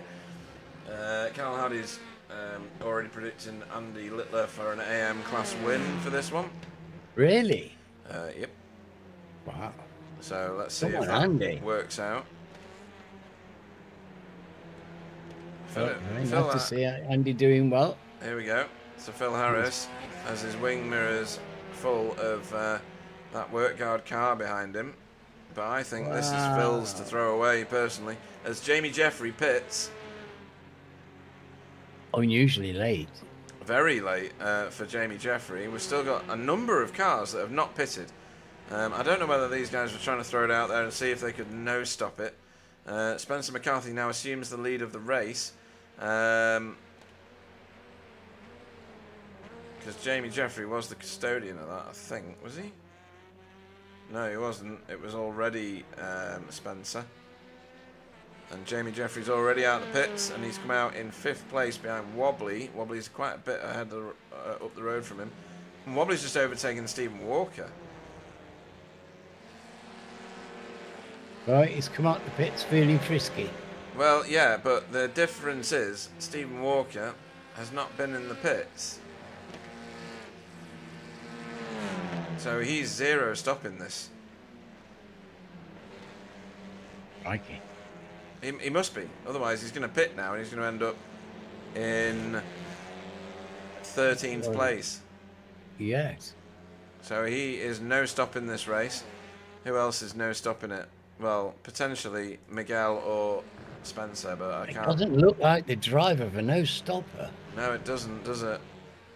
Not the way he's been going at it. He was having a right ding dong with Miguel. Spencer's gone to pit road, so maybe we'll see Miguel and Stephen drop in as well. Oh, that's a lot of curb and grass and everything else from Miguel. Miguel's going again. So Miguel is now going to pick up lead lap points. Is he? No, Spencer's already crossed the line. So Miguel's going to have to lead the entire lap in order to gain a point for leading. As Spencer comes out in 2nd place to Wobbly. Well, Wobbly had a fair lead. I would expect him to still have it. Well, yeah. So maybe His pace has been excellent. He's this not is been, going to suck because we're going to have to interview him now. Damn it. It was all looking so good for a while. Well, you know, he came and rescued us with the visual things. Shush, shush, shush. Don't. No, you're building his ego. You've got it all wrong. Right, so I'm going to have to have another beer now as a result of that. Yes, yes. Go and take a tablet. Yeah. One of those chill you out ones. You're going to have to interview, probably. Well, I'm delighted he's come back out of nowhere and stopped running around all over the country. Yeah. Got in his car and absolutely dominated the feature race so far. By his cunning manipulation of the warm-up. Yeah. So Right, where's this is PVG? a really slick pro performance. This is going to be good because this is on now. Oh, they're still at it. These have been at it for a long time now. They have. I think they're very evenly matched, and Yeah. they're also both gentlemen drivers who want to use their skill and want to use their talent, but they don't want to have any tears because they both drive so carefully, right on the edge of the limit, but they manage to do it without scoring points. You know, they're way up in the Safe Driver Awards. Yeah. I don't know how they do it, but they do it. Here we go. He's having a look. Well, he's showing himself in the mirrors. He's not going to manage it from way back there. Jamie's taking that late apex exit, which gives him a good run onto this straight. But look at the grunt of that Honda. That's really good from PVG. He's got a good feel for the car now, Pete. Yes, he does. It's should be a worry for everybody else, to be honest. But Jamie's got him sorted out here, going towards China Beach, and then into the S's that follow. We are, and we may actually be last lap in this. Yeah, I mean, they're running out of time to sort it out, that's for sure. Yeah, I think he got across the line possibly with just enough time to go. Although, we are, what, 40 seconds? Oh, he might get one more out of this. Miguel, if he does this, he might ruin some people's races that were fuel saving it. Oh. Because he has not stopped, and he's going to get across the line, and we're going to look for Barney. Where the hell is Barney? We got across the line, so this is the last lap. Now,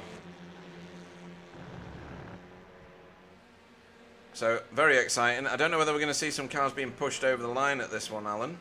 No, we don't know, and I'm sure there's some drivers out there who don't know. Because Miguel has no stopped this race, as has Stephen Walker. So they've done their homework and they know that they figured it was possible. Miguel might be on vapors and Wobbly is coming. So, Oh goodness me, this is exciting. Have they pulled off a masterstroke, Pete? they may well have done. Miguel may seriously have done.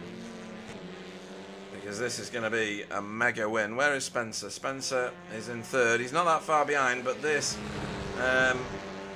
well, It's not there yet. No, Wobbly and Miguel used to be teammates, obviously, in Impulse once Wobbly had found his new friends. But he came back to the BSTV fold later on.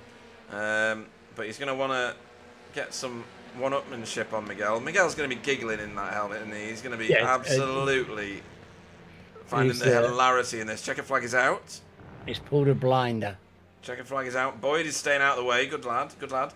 And over the line is Miguel for a race victory. And Wobbly, first loser. Spencer over the line in third. Nice finish to a great season for Spencer McCarthy. Last lap. Yes, there we go. Yeah, Jamie Jeffrey over the line in fourth place. Great result in the end, given what happened in the previous race. Or was that in this race? I have no idea anymore.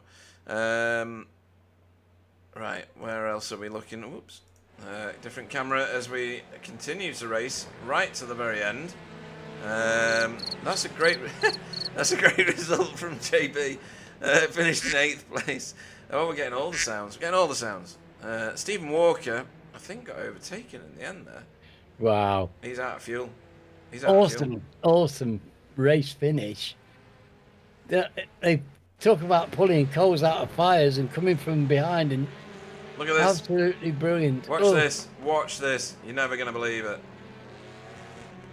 Thunder Valley. That's as far as Stephen was from the end. And he's been mugged by himself. He got in that battle with Miguel.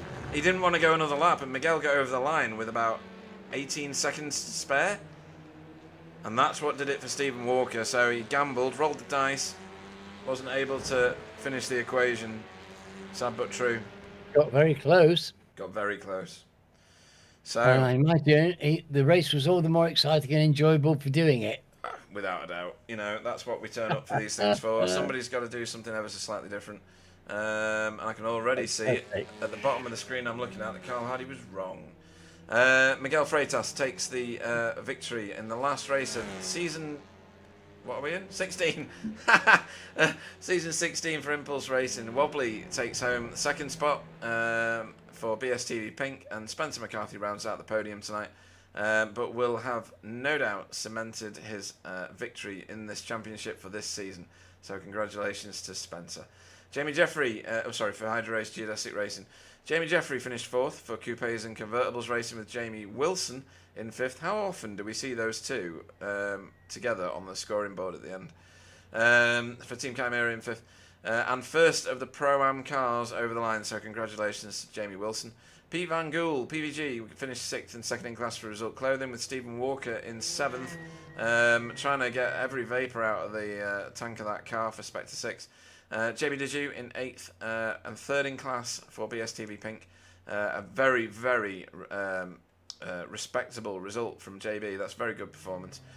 Stefan Goebel, glad you got such a good result for your last race with us. In 9th for VTS Esports, already signed up for next season, which is great. Chris Needham in 10th for Air Smart Racing. Martin Shirley in 11th for RD Simsport. Loic Pennell 12th for Boots and VDS, and Rene Earhart led his teammate home in 13th for Cutting Corny TCR, with Dietmar right behind him in 14th. Sam Blees finished 15th for Hydra Race, Geodesic Racing, and Jay Corley 16th after visiting pit road a number of times, both of them. Philip Harris was your lead AM driver in his first race week with us. Gets himself a class podium with Andrew Littler in second place, and David Ayres No, Chris Dixon in third for work hard by result behind his teammate. David Ayres finished 20th for result clothing, with Fiona right behind him in 21st. Boyd Driesen, we saw him letting cars go at the end there in 22nd for DB Quasi Racing. And then much delayed, Remy Malaberti in 23rd, 8 laps down. Russell Cowell didn't get started, 27 laps down for Spectre 6. And Arnaud Chenonnier taken out right at the very start by a car that wasn't moving for 25th place, classified for Air Smart Racing as well. Well, wow, that's quite a lot of announcing, Pete. Well done. thank you very much. What a night! Oh, What a night! And what's we've that? got a new champion. Yes, And we I'm do. thrilled. I'm thrilled for Spencer. Right, we're gonna go and find ourselves some stuff to look at, whilst we get the interviews ready to roll. So, that was a very. I like that race. There was a lot of strategy involved. We've had people trying to no stop it again. We've not had that for a little while, actually. I thought that was thoroughly exciting. I didn't think this was a track where you could do that. It just goes to show you how clever they are. I know. Who's mad enough to go and no stop a race? I tell you, Hello. Miguel Freitas. Good evening. Good Hello, evening. Miguel. So hang on, I've brought you in too soon. I'm not even ready for this interview at all. I'm gonna have to find out what you did in the first race. Where did you finish? Do you remember? First, First. So you right? Hello, Okay. do you remember that? Yeah. There we go. Miguel, Right. I know. did you enjoy that race? Goodness me, you caught us out good and proper. That was fantastic. What a strategy, you genius. yeah, I thought it was possible, but yeah, in the end, if it wasn't for Steven and he was on the same strategy as me, I couldn't save that much. So yeah, it was risky, but it paid out. Yeah, it did. Oh, I think you did. Was there any crying from Stephen's car? Because I think you upset him by getting over the line. I think you had about 18 seconds left before it would have checkered the session, but you did it just enough. Very impressive timing. I think he will have been in floods of tears. But yeah, what a way to finish season 16. I think Spencer's still got the championship, mind, but you've done such a wonderful job this season of keeping him honest, not letting him have a bad race, really, if that makes sense. You've been imperious yet again. Yeah, this was a really good way to end the season. In the end, Spencer was more consistent, and yeah, he scored more points. And coming to this race, unless he had two DNFs, I couldn't make it to first. So yeah, I was just trying to grab the last wins just for bragging rights, and I managed to do it. Yeah, absolutely, you did. Were you not tempted to, slip wobbly €20, take out Spencer in both races? No. No, that's not the way to do it. €30. What's it worth? Everybody's got a price, Miguel. Everybody. For me, it'd be a fiver for anybody to take out wobbly. But anyway, so yeah, great racing, great season. You've already said that you told me anyway. You're not going to be with us for season 17, but you're hoping to be back for season 18. So we'll look forward to that. More than welcome to join us for any of the races in season 17, and I'm sure you'll be welcomed with open arms throughout that. But yeah, such a spectacular performance in so many races this season. So many race wins in this season, and not quite got the the championship victory, I should say. But you weren't here for all of the race sessions. Maybe if you had been, it would have been a different story. But such a respectable performance. Absolutely brilliant having you part of our league. Anybody you want to shout out to before we let you go? And you're not allowed to thank Wobbly for any setups. No setups came from Wobbly in this victory. Yeah, I just want to first congrats Spencer for the win on the championship. Very, very well deserved. Yeah, when I come back for season 18, I will try to get it back, get to win on the championship. But yeah, thank you for you guys for being here every week for I don't know how many years, but yeah, being here every week making this happen, and for everyone that showed up, it's incredible to have 25 drivers on the last race of the championship, where most of the positions are already decided. So Yeah. it's awesome. Yeah, it's a point very well made, and I will echo that at the end of the broadcast anyway. He's such a nice bloke, isn't he, Alan? I mean, what we're going to do next season? Well, I shall miss Miguel, of course. I'm a huge fan. He's won me over completely. He did that in short order with his in charm, politeness, modesty, and brilliance as a driver. Yeah. Is everything I respect and look up to and would like to emulate as a sim racer. And it's a pleasure to have him with us. Yeah, I bet he's tall, dark, and handsome as well, just to annoy me even further. But it is, it is with a tear in my eye that we wave goodbye to you for hopefully no more than one season. And what a fantastic talent you are in this car. Absolutely brilliant. Miguel Freitas, everybody. Thank you. Thank you, Miguel. Right, we get through these good and quick. To your point earlier, right, we better bring in Mr. Spencer McCarthy, because he's about to be, Alan, the proud owner of some proper good plastic. He really is. He really is. Good evening to Spencer McCarthy. Good evening. How you doing? Right? Yeah, all right. We're much better for seeing that race. That was good. Yeah, it was good fun. That was. Yeah, I bet it was. You were. I need to get you on the broadcast. Wait a minute. There we go. Well done, Spencer. Yeah, well that done, was mate. I'm through exceptional for stuff. you. I'm ready through for you, lad. So Me too, mate. Me too. It's been a long time coming. Yeah, It no, really has. You owned it. You owned it. It was brilliant. Yeah. It's just been a great season. We've seen some great driving, some exciting driving, and some skillful and wonderful driving by everybody. But I've loved it that you've won it this time. And we've laid that one to rest. Yeah, indeed. I can finally have the gold on the car. I know. Yes. That's what everybody strives for, isn't it? So yeah, it's gonna be lots and lots of simulated champagne, I'm sure. Are you gonna give Sam Blease some simulated boxes of Kleenex so he can wipe up the tears? Yeah, a little bit. I think he's gone to bed a little bit early tonight. He's not even joined the chat. He's not even No. willing to hand it over gracefully, is he? That's so funny. But anyway, again, your performance this season has been pretty much spot on and perfect. There was a few sketchy bits with other people's crashes and things like that, but my word, for you and Miguel approach races in a very similar way, and I'm sure you'll take that as a compliment. Your ability to get through traffic is unbelievable, absolutely unbelievable. Fairly, but robustly. You make yourself known. You do what you make yourself known to be doing, and people react to it, and that's all you can hope for, isn't it? Absolutely. I try and drive obvious. If nothing else, right? So we're in a simulation, right? Netcode happens. So the last minute lunges is what I try not to do very often, unless it's someone that you're racing with that's got a very good understanding of spatial awareness and everything else, right? You just want to make sure that the person ahead knows what your intention is, and if they're going to fight it, fine, they fight it, but at least then you're making them defend, and then you can take your normal line or something, right? So it's just playing what you've got.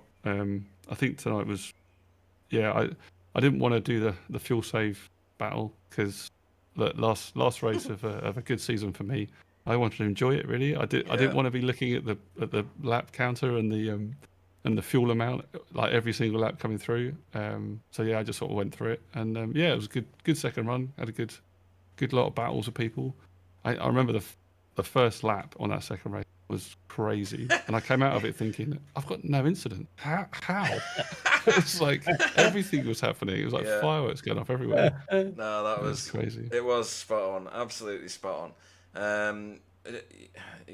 Please apologise to your better half, because there's going to be a dust collector heading your way as soon as you give me your address. You'll want to win the next one as well, because the trophy changes. I haven't received it yet, but when I do, it's going to be on every social media platform I can find. I think you'll be impressed by it. Yeah, it's going to go viral, or a virus, one of the two. Yeah, well, that's sort of, I'm proud of winning this one, right? Because I've obviously been doing it a long time. I've been in contention for a long time, and like we've had people come and leave the series over the seasons of the years that we've been doing it, but I think this season there was a lot of the good names in the season. I think anyone that's been anyone has been in there this season. So again, it's I mean, an element of luck comes into it. People had drop rounds. People had issues. Wobbly was off with wobbly stuff problems, wobbly stuff. Yeah, he ran a race this season, like a running race, and did Who does well. that? So who does that? Exactly, who does that? What's that about? We sit down to have exercise. We don't Absolutely. run around the roads, right? Yes, we do. The outside world is dangerous. Yeah, it was interesting because like midway through the season, I was kind of my eldest was going through GCSEs, and we had, there was one Wednesday night where I'm like, I just can't get on because she's having a flap. She's got a big exam tomorrow. Had to help her go through flashcards and whatever else. So to me, it was like, well, I almost sort of ruled it out then because I had that extra drop round that I didn't realise. I had a very bad round at Zandvoort. Zandvoort, yeah. The Veloster just wasn't wanting to do anything around there. My setup anyway, and me, just had a very poor round, and then a complete drop round the next time out, I think. So yeah, I was kind of ruled out, and then obviously Miguel had that second drop round and kind of put me right back into contention. So yeah, no, I think it ends up what it ends up, and yeah, I suppose ends up getting paid back in the end. Yeah. So hopefully you rejoin us for next season and try and defend your title. It'd be unusual for this league not to have Geo cars in it now. Matt Flannery's already signed up. I've already sniffed that one out. Yeah. So great to have him back next season. Hopefully you and Sam join as well. I'm sure we will. Yeah. I'm not sure what car to be in, to be honest. It obviously tonight was mid Honda. Mid Honda, it certainly was. It really was. and I literally was up until midnight last night just trying random setup stuff, just literally clicking buttons until I kind of got to a point where in the session I was like, oh Christ, I've got a 29. Right, okay, I can go to bed now. It was that kind of I didn't want to leave the rig until I got a 29. Genius. That's brilliant, and it just shows how much this series means to you guys. I mean, willing to do that. I think throughout the league, people will be pleased for you. And, and it's just it's also good to hear that someone with your capability is still having to do that kind of investment of time and effort and concentration and setup choice in order to be as successful as you are. From a numpty like me staring at someone like you racing open mouthed and fucking wondering how you do it, it's kind of reassuring that it's not just innate natural talent only. There's effort and practice and time and setup's gone into it, because it'd be soul destroying if it wasn't that for people like me.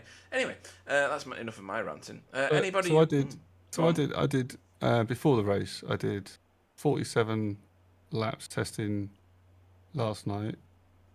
So about, was that 2 hours 9 minutes on track? Wow. And 3 days ago I did 22 laps, so another 48 minutes on track. And then in between that I did a race and an official race.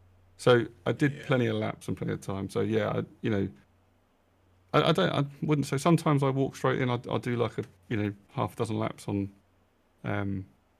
one night and then just walk into it late on qualifying, right? You know what I'm like sometimes. But yeah, I think I've had to make sure that I've been on my game this season, and it's paid off. Well, if there was any season to win it in, it was definitely this one. Like you said before, the fastest racers we've had in this league are here right now. So it must make it even more of a wonderful tonic to win it in this season. Anybody you want to shout out to before we let you go and get that simulated champagne out? Yeah, loads of people. Really, it's probably going to take ages, but I think ultimately the guys that I'm racing with, the regulars, the people that are there, and door handles, and even up and down the grid, right? I mean, people see me come in, either give me space or they have a little battle with me, and we have a bit of fun on track. I think it's a brilliant league. The races are all awesome. I think any issues that we ever have get sort of sorted out within seconds. It's not really ever a long-term problem. And I think it's anyone that wants to join or thinking about joining, that just get on it. It's such a relaxed, friendly place that it doesn't matter where you are, you will have someone to race. And I think that's the biggest shout out is to what we've got here in the way of a league. It's good fun. I think the likes of Steve Walker, who I've raced with a lot, and also has done a few stints outside the league. So sort of the friends you make and the other drivers you make to share other kind of experiences with in other leagues. Sam obviously has been there from the beginning. He's the guy that dragged me into the league. So big shout to him. Wobbly, obviously, as much as he is annoying, 99% of the time he's such a good lad and funny. Only when he doesn't pull out the blue jokes. I was gonna say, yeah. Yeah. Miguel, I mean, brilliant talent to have in the league. Great to battle. I don't know if you saw the first race, the first lap. Yeah. I had to have a dive. I had to kind of try and slow him down a bit. Tried to spend the first of the early laps side by side with him, and that's what it's all about. He knew what I was doing. Gave me space. We had a good battle, but there was no issues there. So again, his caliber is amazing. I'm not sure he can sign up for next season. I think he's got other commitments, so it'd be a shame to lose him. Yeah. But hopefully he'll come back. Yeah, he's promised me he'll come back for season 18, and he wants to win this again. You can tell by the way people talk. And he definitely wants it. So, I mean, people have lives. I don't, obviously, because I'm here all the time. But people do have lives, and he's got to have a holiday. It's Portugal, isn't it? It's sunny, it's warm. What are you going to do? Exactly. Exactly. He has a holiday every day. Anyway. But fantastic season. I can't fault it really. You had Zandvoort, which was more the car than you, the driver, and real life sometimes takes over, and your daughter's gonna do that for you, isn't it? But no longer the fastest driver never to win this, because that's what you were. You've got the crown now. You're about to receive the plastic and the piece of paper. 2 pieces of paper actually, because you got the team award as well, of course. Yes, indeed. And you demolished the field with that one, and I mean demolished. That was People are going to have to come up with a very solid team for next season. I think David Johansson's trying to build one at the minute in order to take that away from Gio, because you have destroyed people this time. So congratulations on that front as well. And depending on what happens with the driver of the meeting, I think you're going to clean sweep this one, Spencer. Oh well, make sure that there's plenty of other people on the grid, right, that have put huge performances in. So make sure, don't give me all the plaudits. I've been here a long time, and so other people. So, but you guys have obviously done a lot. Alan, Pete. Well, I'm going to ask Pete this time. Pete, was Alan good enough tonight? Did he deserve commentator of the night, or are you going to claim it because you've lost your cough? Alan deserves commentator of the season. It's not just commentator of the night. He keeps me absolutely on the ball. He corrects me when he sees that I'm like completely off it, which is most of the time. Let's face it. He has the sense and sensibility that brings this commentary to common sense and make sense.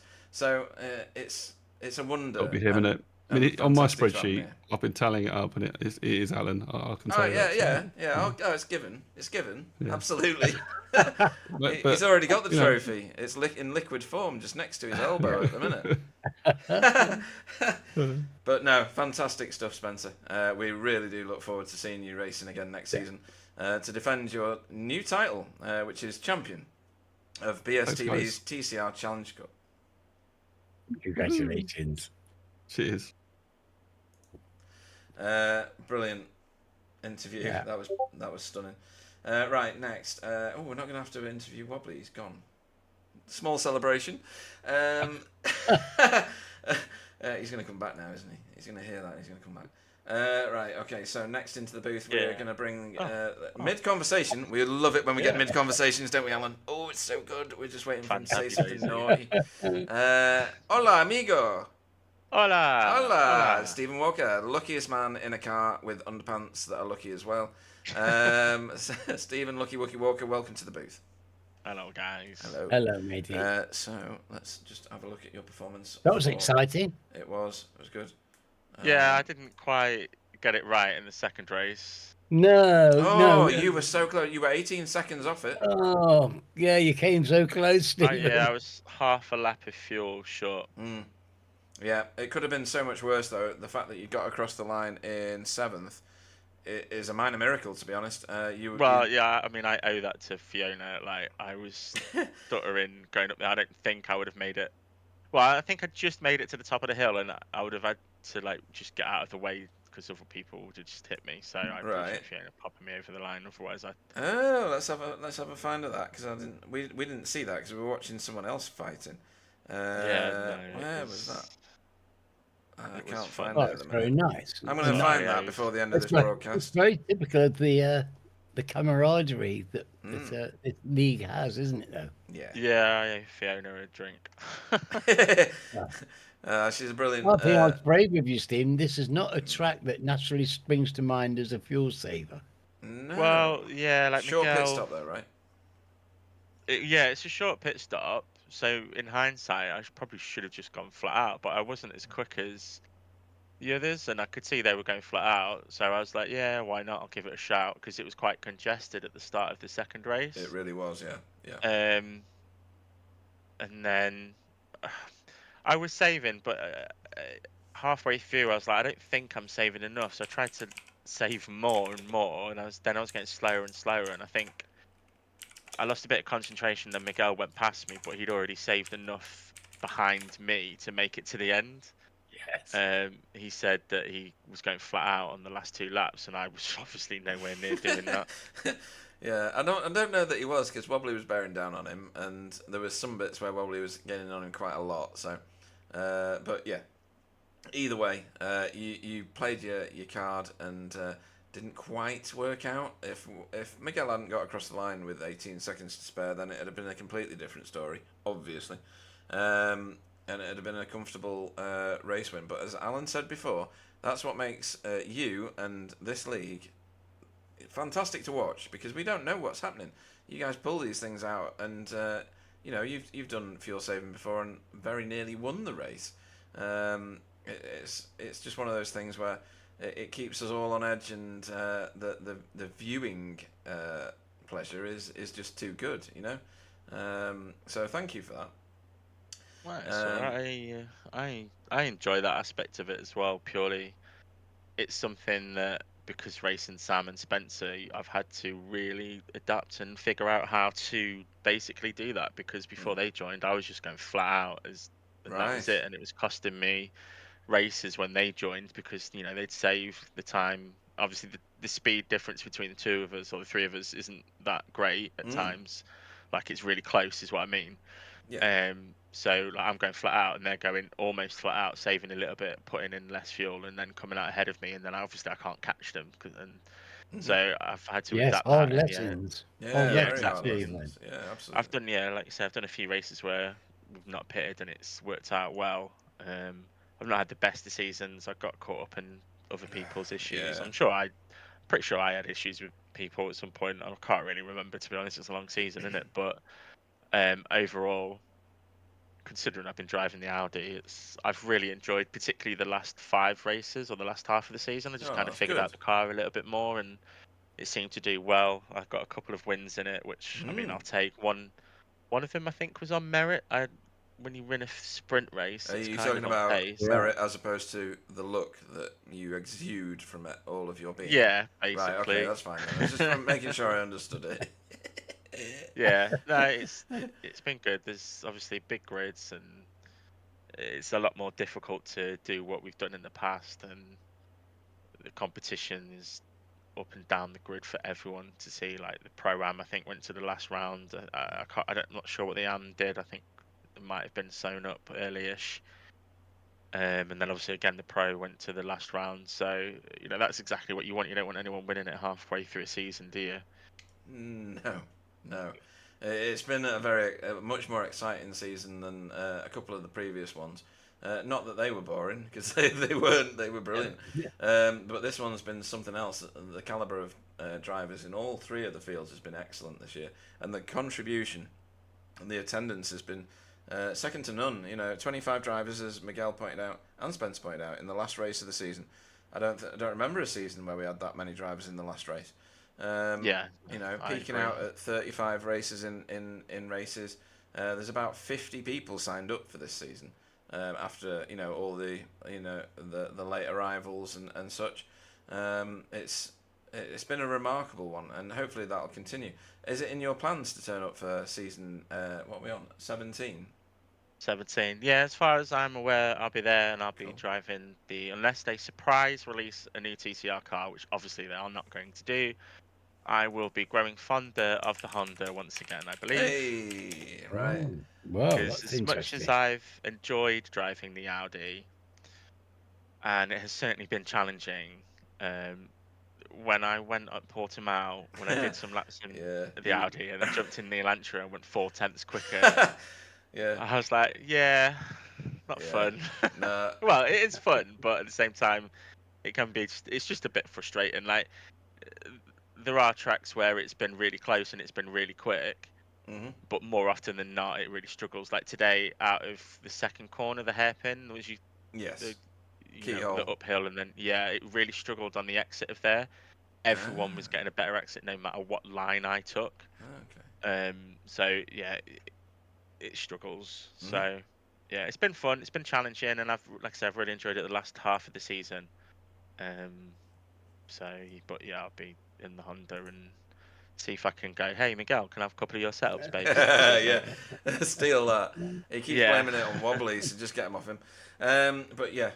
We very much look forward to seeing you next season. Anybody you want to shout out to particularly before we let you go and start your preparations? Yeah, again, thanks to Fiona for helping me finish the race today. Much appreciated. You guys are putting on badass show, and still going after 16 seasons. That's massive, and I would argue the last 3 have just got better and better and better, and that says a lot about you guys and the people that race in it. So well done for that, and the broadcast. Appreciate you still actually doing that, because I know there's been times where it's been difficult. The rest of the racing, I'm just going to read Spencer's message and say well done to him for winning the title. David Ayres, I believe, and Jamie Wilson. Jamie Wilson, you legend. Get in. Much deserved. Yes, well done, Jamie. He'll be next. I've noticed his racing, or like his results the last half of the season as well has been really good. So I'm pleased that he's got that and stole it from, I believe, Carl. I think it might have been, isn't it? He snatched it. He snatched it out of the claws of defeat. Yes. Yeah, and then the rest of my team that have sporadically been here and there. My brother's shown. The only reason why I wasn't here tonight is because he doesn't have this track, and otherwise he would have done. But yeah, Russ for persevering, and Cap, if he shows up next season, we'll see. But I don't think my retinas can take that. Maybe I'll have to be like, Russ, can you come up with something really spectacular for the Honda? And I mean, like, stupidly spectacular. But just thanks to everyone. Like I say, I've not really had major issues with anyone up and down the field. The racing in general has been pretty tight, and when I've seen incidents, more often than not, it has been just racing incidents. Other people might disagree, but that's racing, and you have to remember that at the end of the day, we are racing. Yeah, as Russ would say. Racing. We're racing. You got your button to hand there, Alan. Come on, find the button. Everybody just... Please wait, mate. We're racing. Hey, there you go. Awesome. Oh, and there's the horn as well. Excellent stuff. Carl, sorry, babes. Love you. On that note, we will thank you for your fantastic contributions to this season. It's not been easy driving that Audi. It's not the peak car on a lot of tracks. The fact that you've got... where you've got to has just been fantastic, and get race victories in that car, amazing. So we look forward to you exuding your luck and blessing us all with it again in season 17, where we've got a brand new trophy. So watch out for the social media punts for that one, and we will wait with bated breath to see Stephen Lucky Wookie Walker racing in season 17. Cheers, guys. Thank Yeah, you very well much. done, matey. Cheers, buddy. Fantastic. Right, next in. I'm going to go Jamie Wilson first. Jamie Wilson has joined us in the booth. Good evening to Jamie Wilson. Hello, hello. Or should I retitle you to Pro-Am Victor? Because I think you've taken the title. Yeah. Victor Beldrew. I don't believe it. Yeah, well, you need to believe it, right? Because I think that is you crowned Pro-Am Champion of Season 17.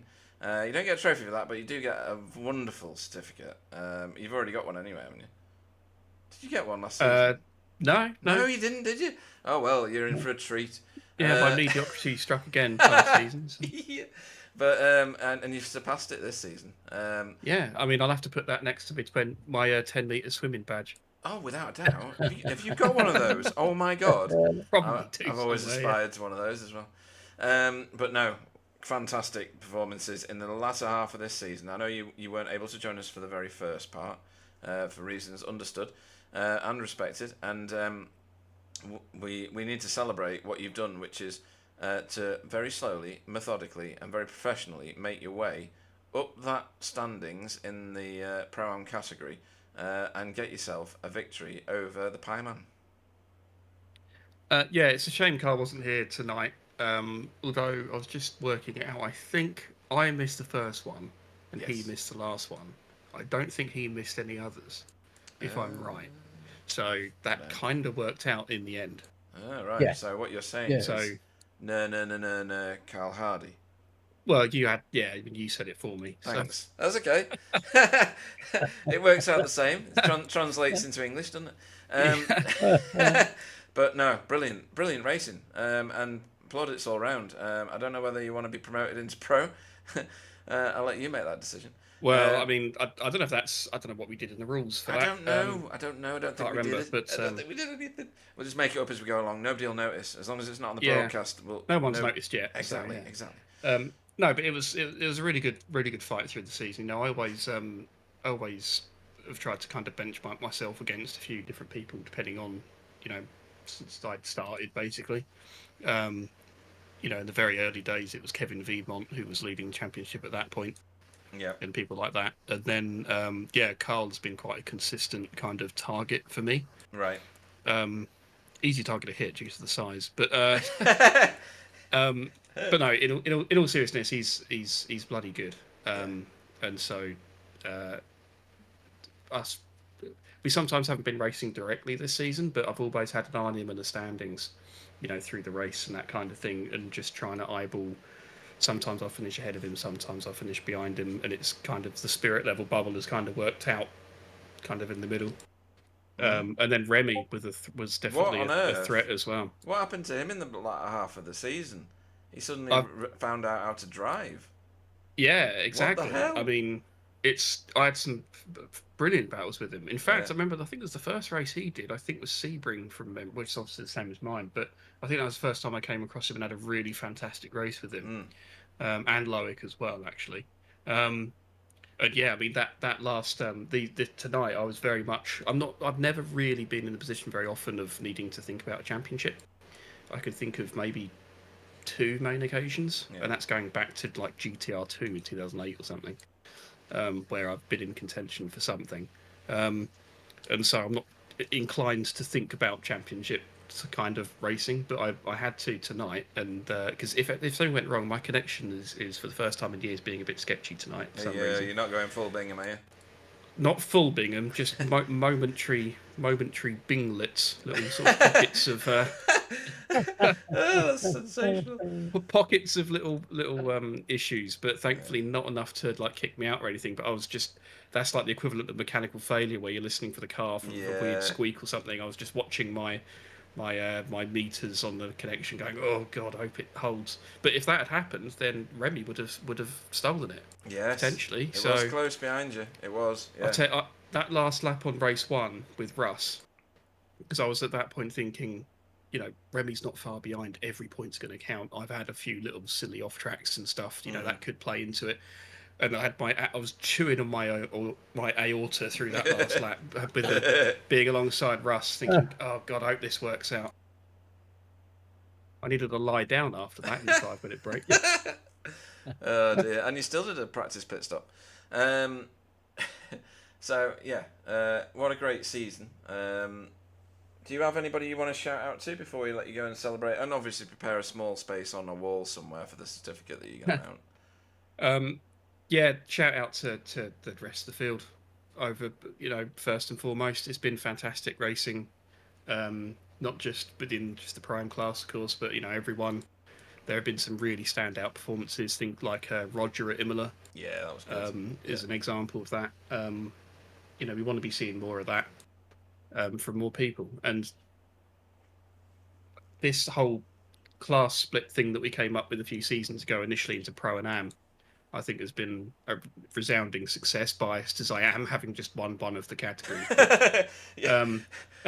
admittedly. But no, it's added for me an interesting dynamic of where am I going to place within that sort of structure. And it's the same for me in like the MX5 league that Alan and I do, where I'm not in contention for a win of a season or something, but it's still, I'm fighting for like 5th or 6th in the championship or something, and that is an interesting thing to fight for week to week against regulars. So, I hope others are finding that as well across the classes, not just in the sort of top positions, but throughout the whole of the field. And people are setting kind of benchmarks for themselves in other people and that kind of thing, because that's how you can tell you're developing, you're progressing. So absolutely. Yeah, so thanks to everyone. I think that's the case, Jamie. A lot of people have enjoyed this the way we've got it running now, haven't they? There's been a lot of great racing. Everybody's had great racing, and it's been a pleasure to watch you win your.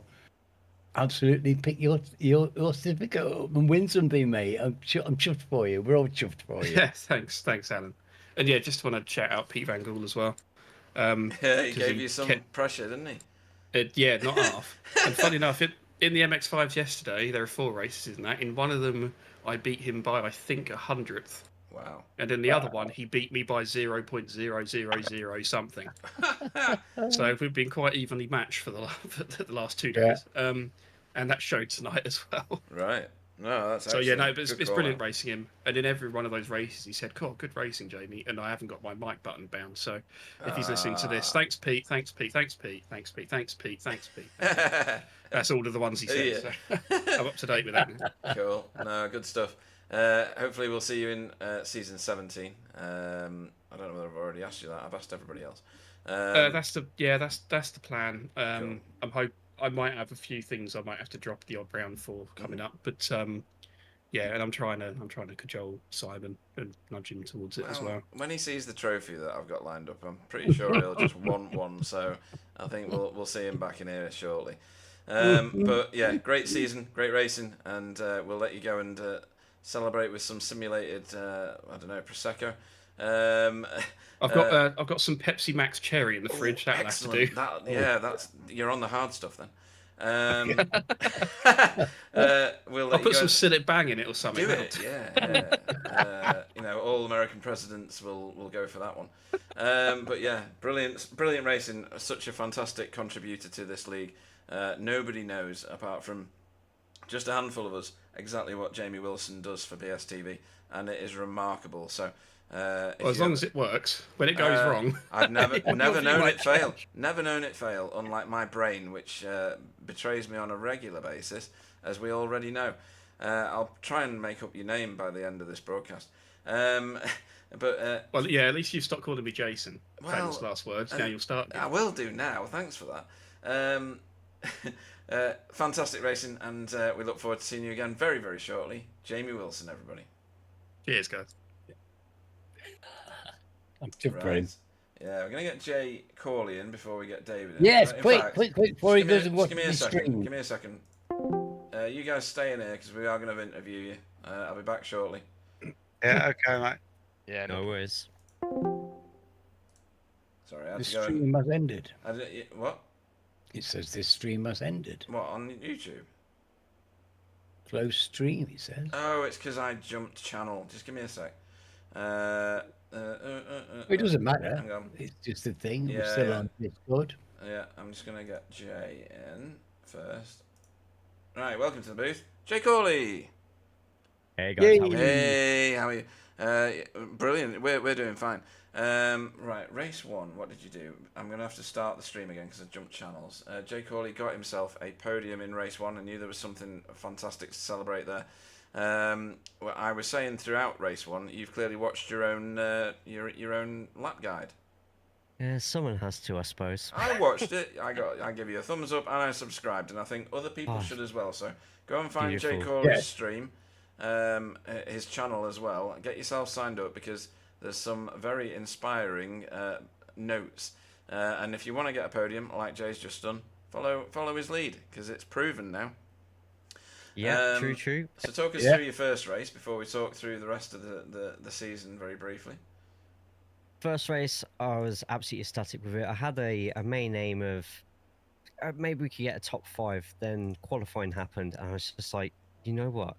If I can just get that little tiny bit of luck, who knows what could happen. Just had to try and keep it consistent, keep it safe, and got some really, really good battles with Spencer there. Really enjoyed it. I've been battling with him yesterday as well, and that was a real blast. But to get a podium, I couldn't have been happy with that, to be honest. Unfortunately, my chance of beating Miguel, well, Miguel's just inevitable, so that was never going to happen. Yeah, he's a bit of a monster, and he's... He haunts my dreams. Brilliant statement. That might go on the next promo video. To be honest.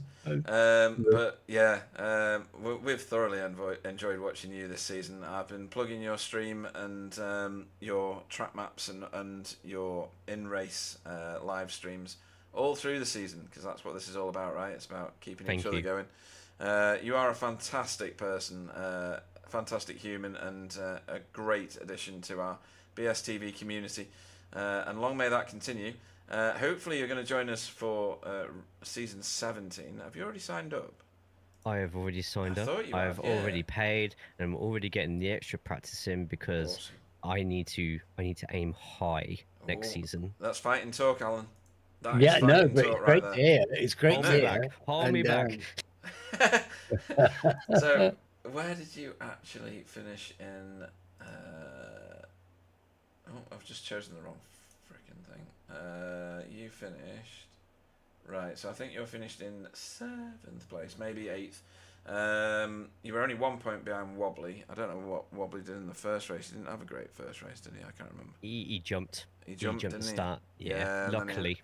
He relegated himself, but he got a second in the second race. But yeah, I think you'll end up leapfrogging him 7th this time. So are you going for a top 3 finish, or are you going to go top of the pile? I think I'll adopt the exact same strategy as I had today. We'll go with top 5. Okay. I'll figure out that I'm actually a little bit quicker than top 5, and as long as I keep the consistency, because there's been a couple too many races this season where there's been either a stupid mistake or bit in net code or something like that. I just need to try and wipe players out. So as well as getting quicker, I just want to keep cleaner, and with that, really, the result should just come my way, hopefully. Yeah, absolutely. Well, you've got the pace, Jay. You've got the pace, mate. You know, and spadefuls. Yeah, I think you've got a very bright future. Clearly, you know. Thank you. A talented driver, and we love watching you. We love watching you join us this season and fit right into this long-established lead. It takes a bit of class and a bit of quality to do that. And the way I try. Yeah, well, you succeeded, mate, and you're doing yourself a whole world of good. Yeah, because this is a hard league to shine in, and you've certainly done that. Well done. So out of the 43 races that you were up against this season, you finished probably in 7th place overall. Once I've uploaded the results, you have to take massive positives out of that, because some of the guys that you're racing against are the best on iRacing in this car, and you're among that. You are one of the best. You must be able to feel it when you go into officials. Yeah, when I go into officials now, it's quite a few podiums now. I'm getting a win every now and then, and I think it's mainly been this season, like in both the officials and here, that everything has just suddenly clicked. Like last season for BSTV, it was just about sort of getting my feet wet a little bit, just feeling everyone out in a racing manner, and just sort of finding out where my pace is, and like I say, it's just clicked this season. I've gone for it, and I've had some pretty decent results along the way. So I think the only way really from now is up. Awesome stuff. Well, we've heard that before, haven't we, Pete? Yeah, we have. People who they click and suddenly, they have pace and a great feel for the car, and yeah. And sometimes it's just chasing that car in front of you that you've been trying to chase for a while, following their lines, braking at the point that they brake, finding that education, that muscle memory that sits in your head. I know what I'm talking about. I can't do it in real life. But, those are the lessons that you take from racing in a league like this. You don't get that from officials. You don't turn up and follow the same dude, because the same dude's not there every time. And they're crashy as hell. So, yeah, in this league, you can race alongside someone for, 2 laps or more safely, because you're giving each other room. You've got race respect. You don't get that in officials. This is the crucible for making great drivers. I said it in a chat the other day.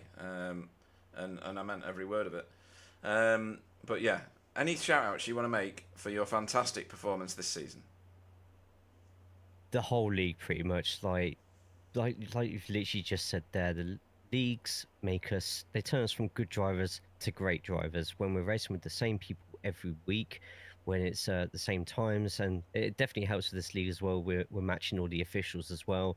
Like it just turns into a good hours and hours of racing per season. But special congratulations to all the champions of each class this season. They've done absolutely incredibly.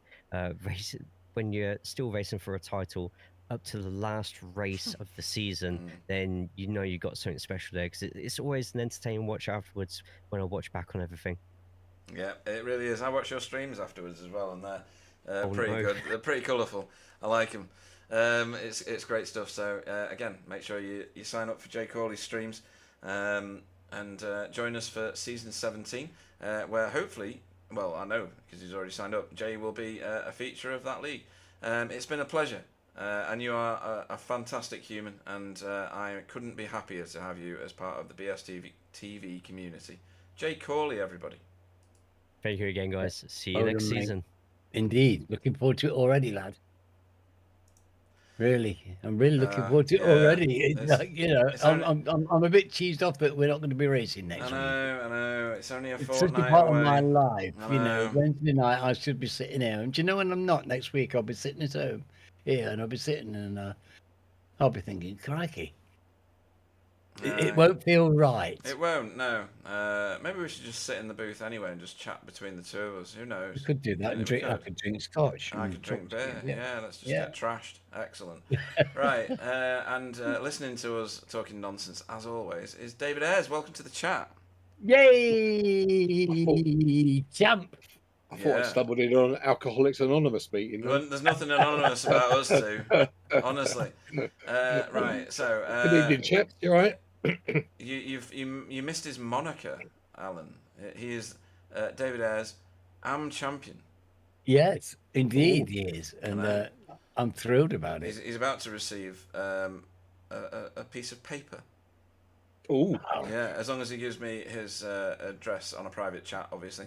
More than Roger did last season, and then complained he didn't receive his certificate. I didn't even know where I was sending it. Anyway, Alan, I'm going to leave you to interrogate Mr. Ayres while I go and do something biological. Biological. Go and do something biological, sweet David. Young Alan, how are you? Oh, well, I'm really rather well. Got home safe and sound. Yes. Well, I'm thrilled that you've won this title, Dave.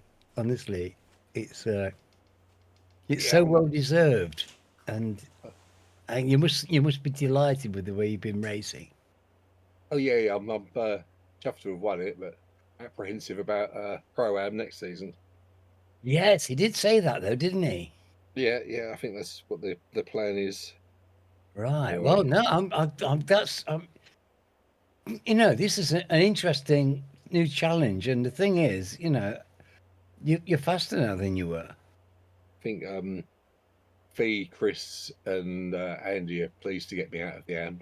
They can have their own battle now. Yeah, well, I can see where they're coming from. Seeing Yeah, you've absolutely paced everybody this season. But yeah, I just think that you should be well motivated and well pleased to be looking at the pro-ams, because there's been a fair bit of bleeding between them anyway. It's not like I've seen your name up in the pro-am colours occasionally at the races. Well, hopefully next season's not as the amount of times I crashed out of race 1. It must be 4 or 5 times I think it's happened this season. Yes. For various reasons, like race 1 tonight. Suddenly had the rear end of a car coming across the Oh, track. I know. Oh, no, horrible. You know, But you know, yes. So hopefully that'll cease next. I think season. that's just this season. I think you've done a whole season of all your next season. It's going to be just absolutely plain sailing from the get go. All you're going to do is turn up and you know, drive superbly. You won't bend a single bumper. Hopefully, I don't share your optimism, but Well, I've got enough optimism for 2, David. And I'm thrilled to see you doing so well. And yeah, I can understand your apprehension because it's going to be a whole different ball game. But I don't think you're going to find yourself out of your depth at all. I don't. And it could be the thing that pushes you on. So now, which of these great races tonight did you find most efficacious? I had a disaster in both of them, to be honest with you. Race 1, obviously, like I said. Yeah, we saw. Yeah, it was a very was disappointing start. I don't know what happened in race 2. Race 2, I went into the pits to refuel, missed my pit box, had to reverse up, and the pit man just stood there. Whereas normally he's got the lollipop across your car while they're refueling it, but none of that happened. So I sat there and I thought, has it refueled it or not? So I went out thinking it hadn't been refueled, drove back in again on the next lap, and as soon as I drove in the pits, they said you've got plenty of fuel to the end of the race. So I had to pit a second time, which obviously dropped me way down the order. So disappointing. So your first shout out is to Roger, who pointed out to the whole nation that you'd screwed up your pit stop. Yeah. So there's your first one. It's all in good faith, though, isn't it? Because you won the championship, so who cares? I forgot to select you on the chat so people know who we're talking to. There we go. There you go. All I needed to do tonight was just stay out of trouble, just finish the races, really. Yeah, and that's done you really well. We're gonna have to move you up into Pro-Am next season. You do realise that that's your punishment for winning Am, right? Yeah. We've just been talking about it, Pete. And, right. Okay. These interesting new opportunities opening up. Yes. Yeah. I'm just hoping I don't have as many mishaps next season as I have had this season. You've had some bad luck, haven't you? Really. Yeah. You've been caught up in other people's arguments and crashes. More than probably any of the other drivers in the league. It's been a series of unfortunate events in certain races, but there's been other races where you've absolutely destroyed everybody. Your performance has been remarkable, and I think you'll have a carrot to chase after in the form of probably about 20 different drivers in Pro-Am. It is the meatier of the 3 categories because there's quite a lot of people that fall into that pool. And the super elites can go and do whatever they do at the top, and the developing guys can scrap it out between themselves, which is where you've come from and are heading on to pastures new. So it's fantastic having you as part of the league. The result team and community dovetailed with the BSTV one is a really, really good and healthy combination. It's something I wouldn't give up for all the tea in China and elsewhere, to be honest. It's a very, very mutually healthy situation. You guys are all fantastically brilliant. We're about to get 3 more of your clanmates from Work Garden in a minute and thrash it out with them as well. But anybody you want to shout out to particularly before we let you go and celebrate? Obviously, you guys for all the hard work you do behind the scenes. Yeah. I know you've had a lot on your hands, Pete, and you and Alan for the commentary, and everybody in the league really for the great racing, great community. And Scary Mary. Yeah, Scary Mary. Yeah, so definitely. Alan made a comment at Snetterton on Sunday. Go on. Which Emma just keeps repeating, and she's still giggling about. When the touring car's fired up, Alan turned to Emma and said, "That sound makes my nuts tingle." She's just been chuckling about it ever since. Alan, you really can't be taken anywhere, can you?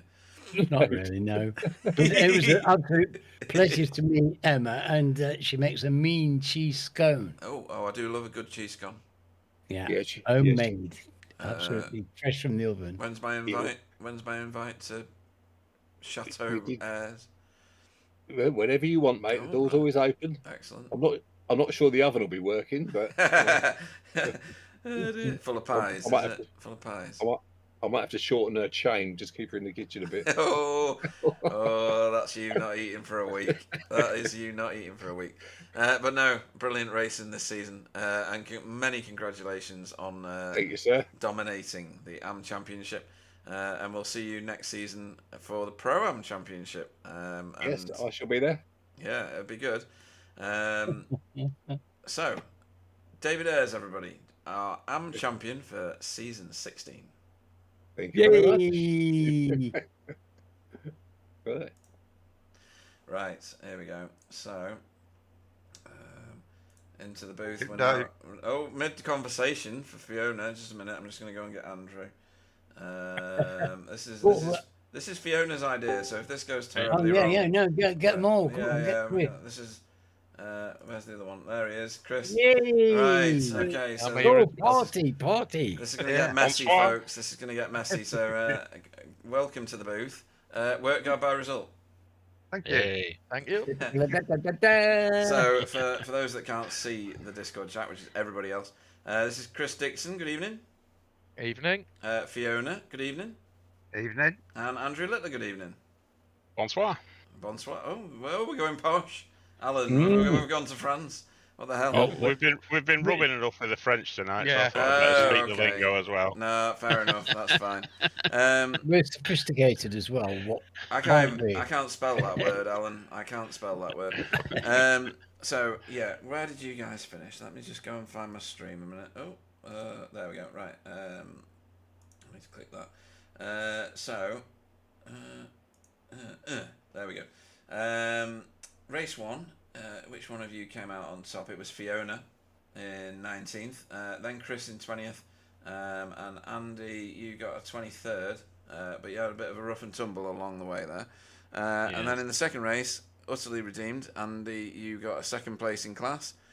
Chris was second in the work guard list.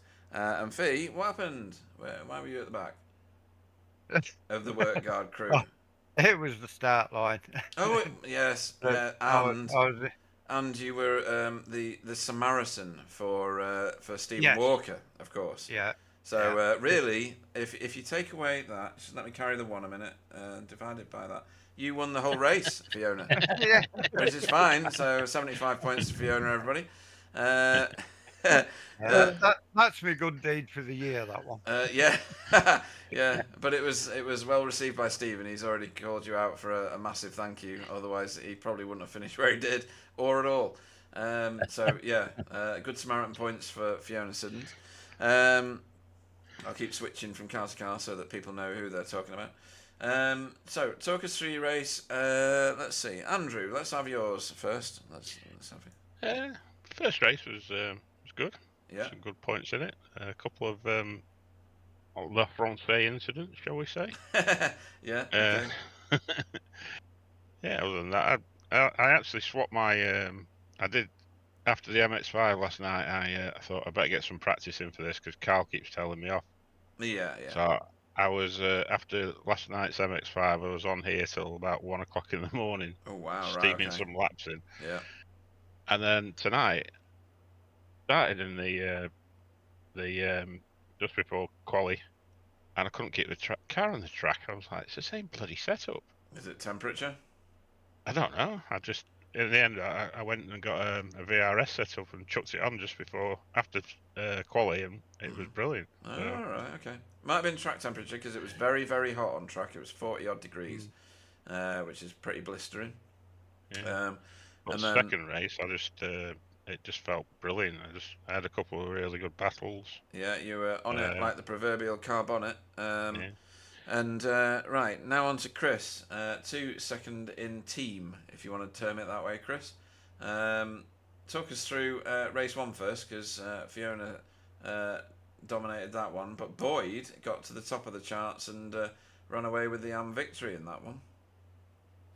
Yeah, well, I was sitting all right in the first race until I got nudged off track by somebody from over the pond. Right, okay.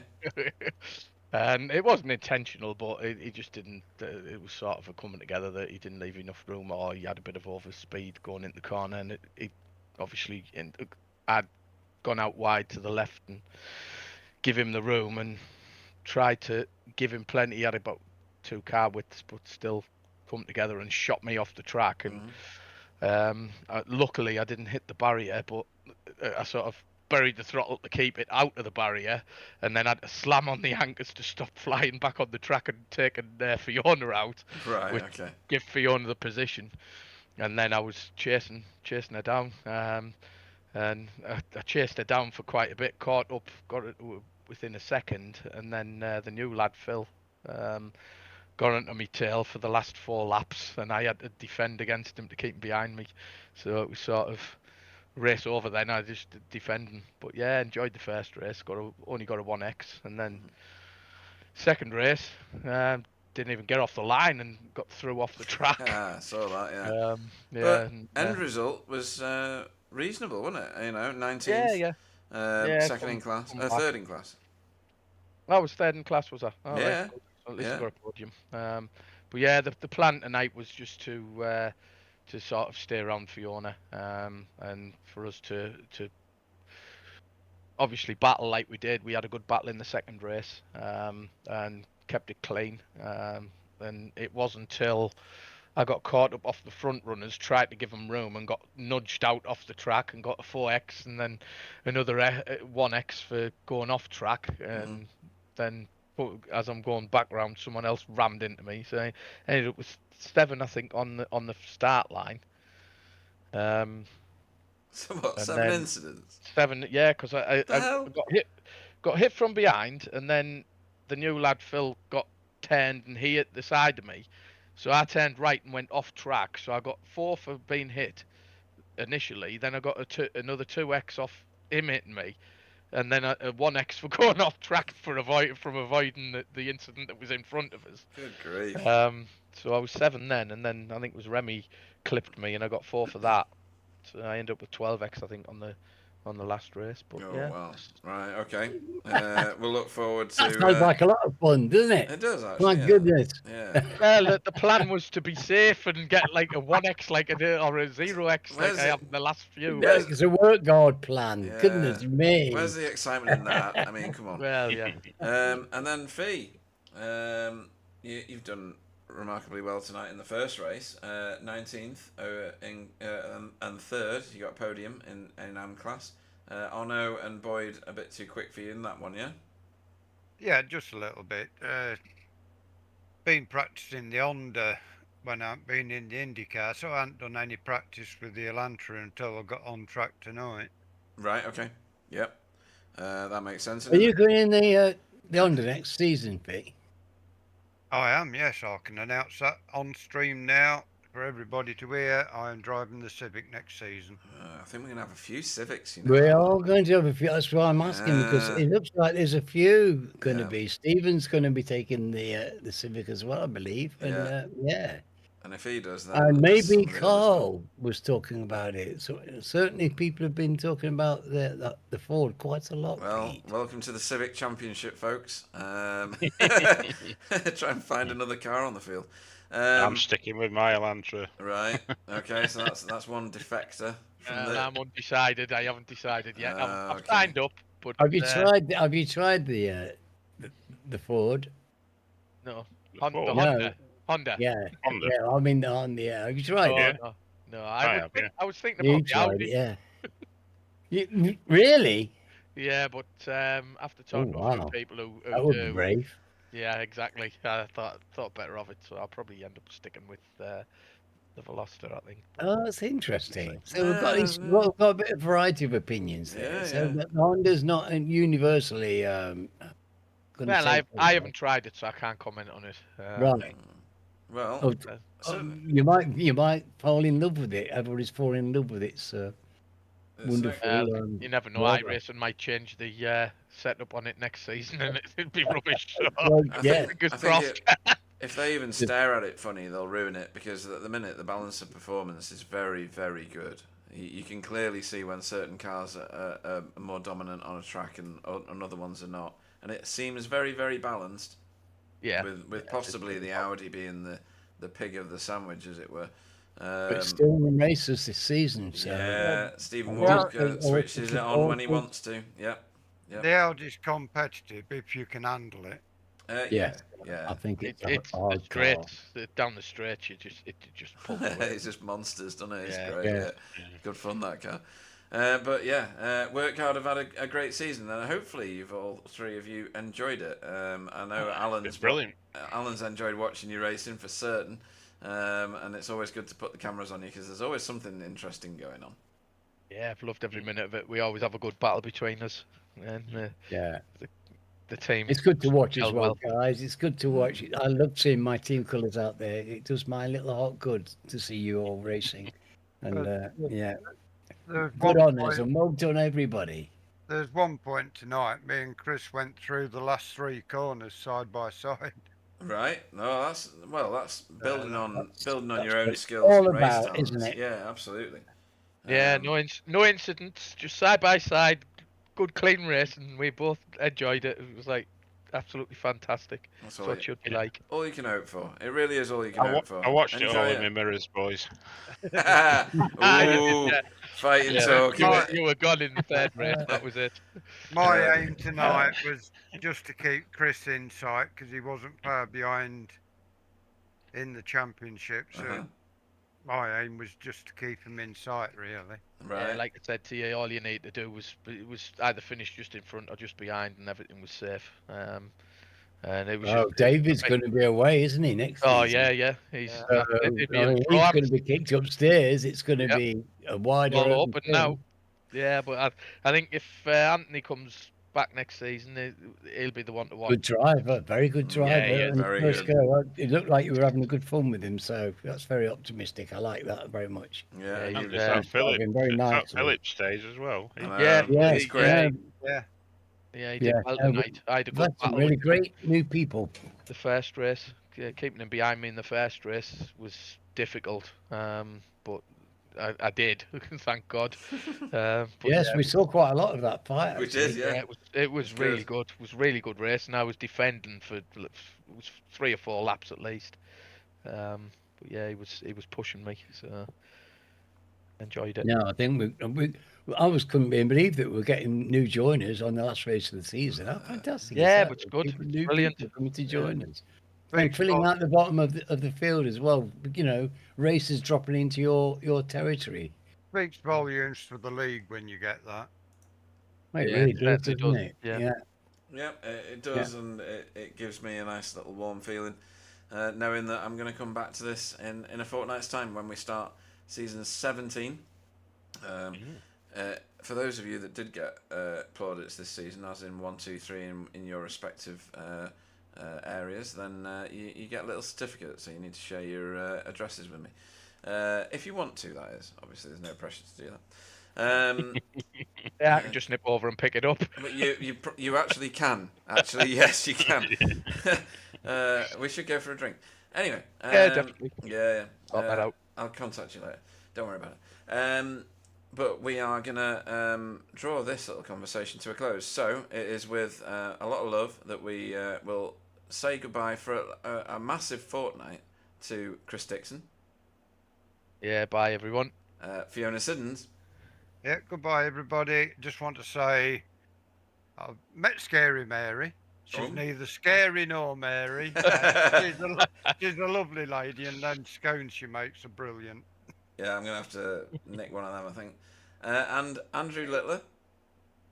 Yeah, bonsoir. Back to the French again. Bon What the nuit. hell is going on in this chat?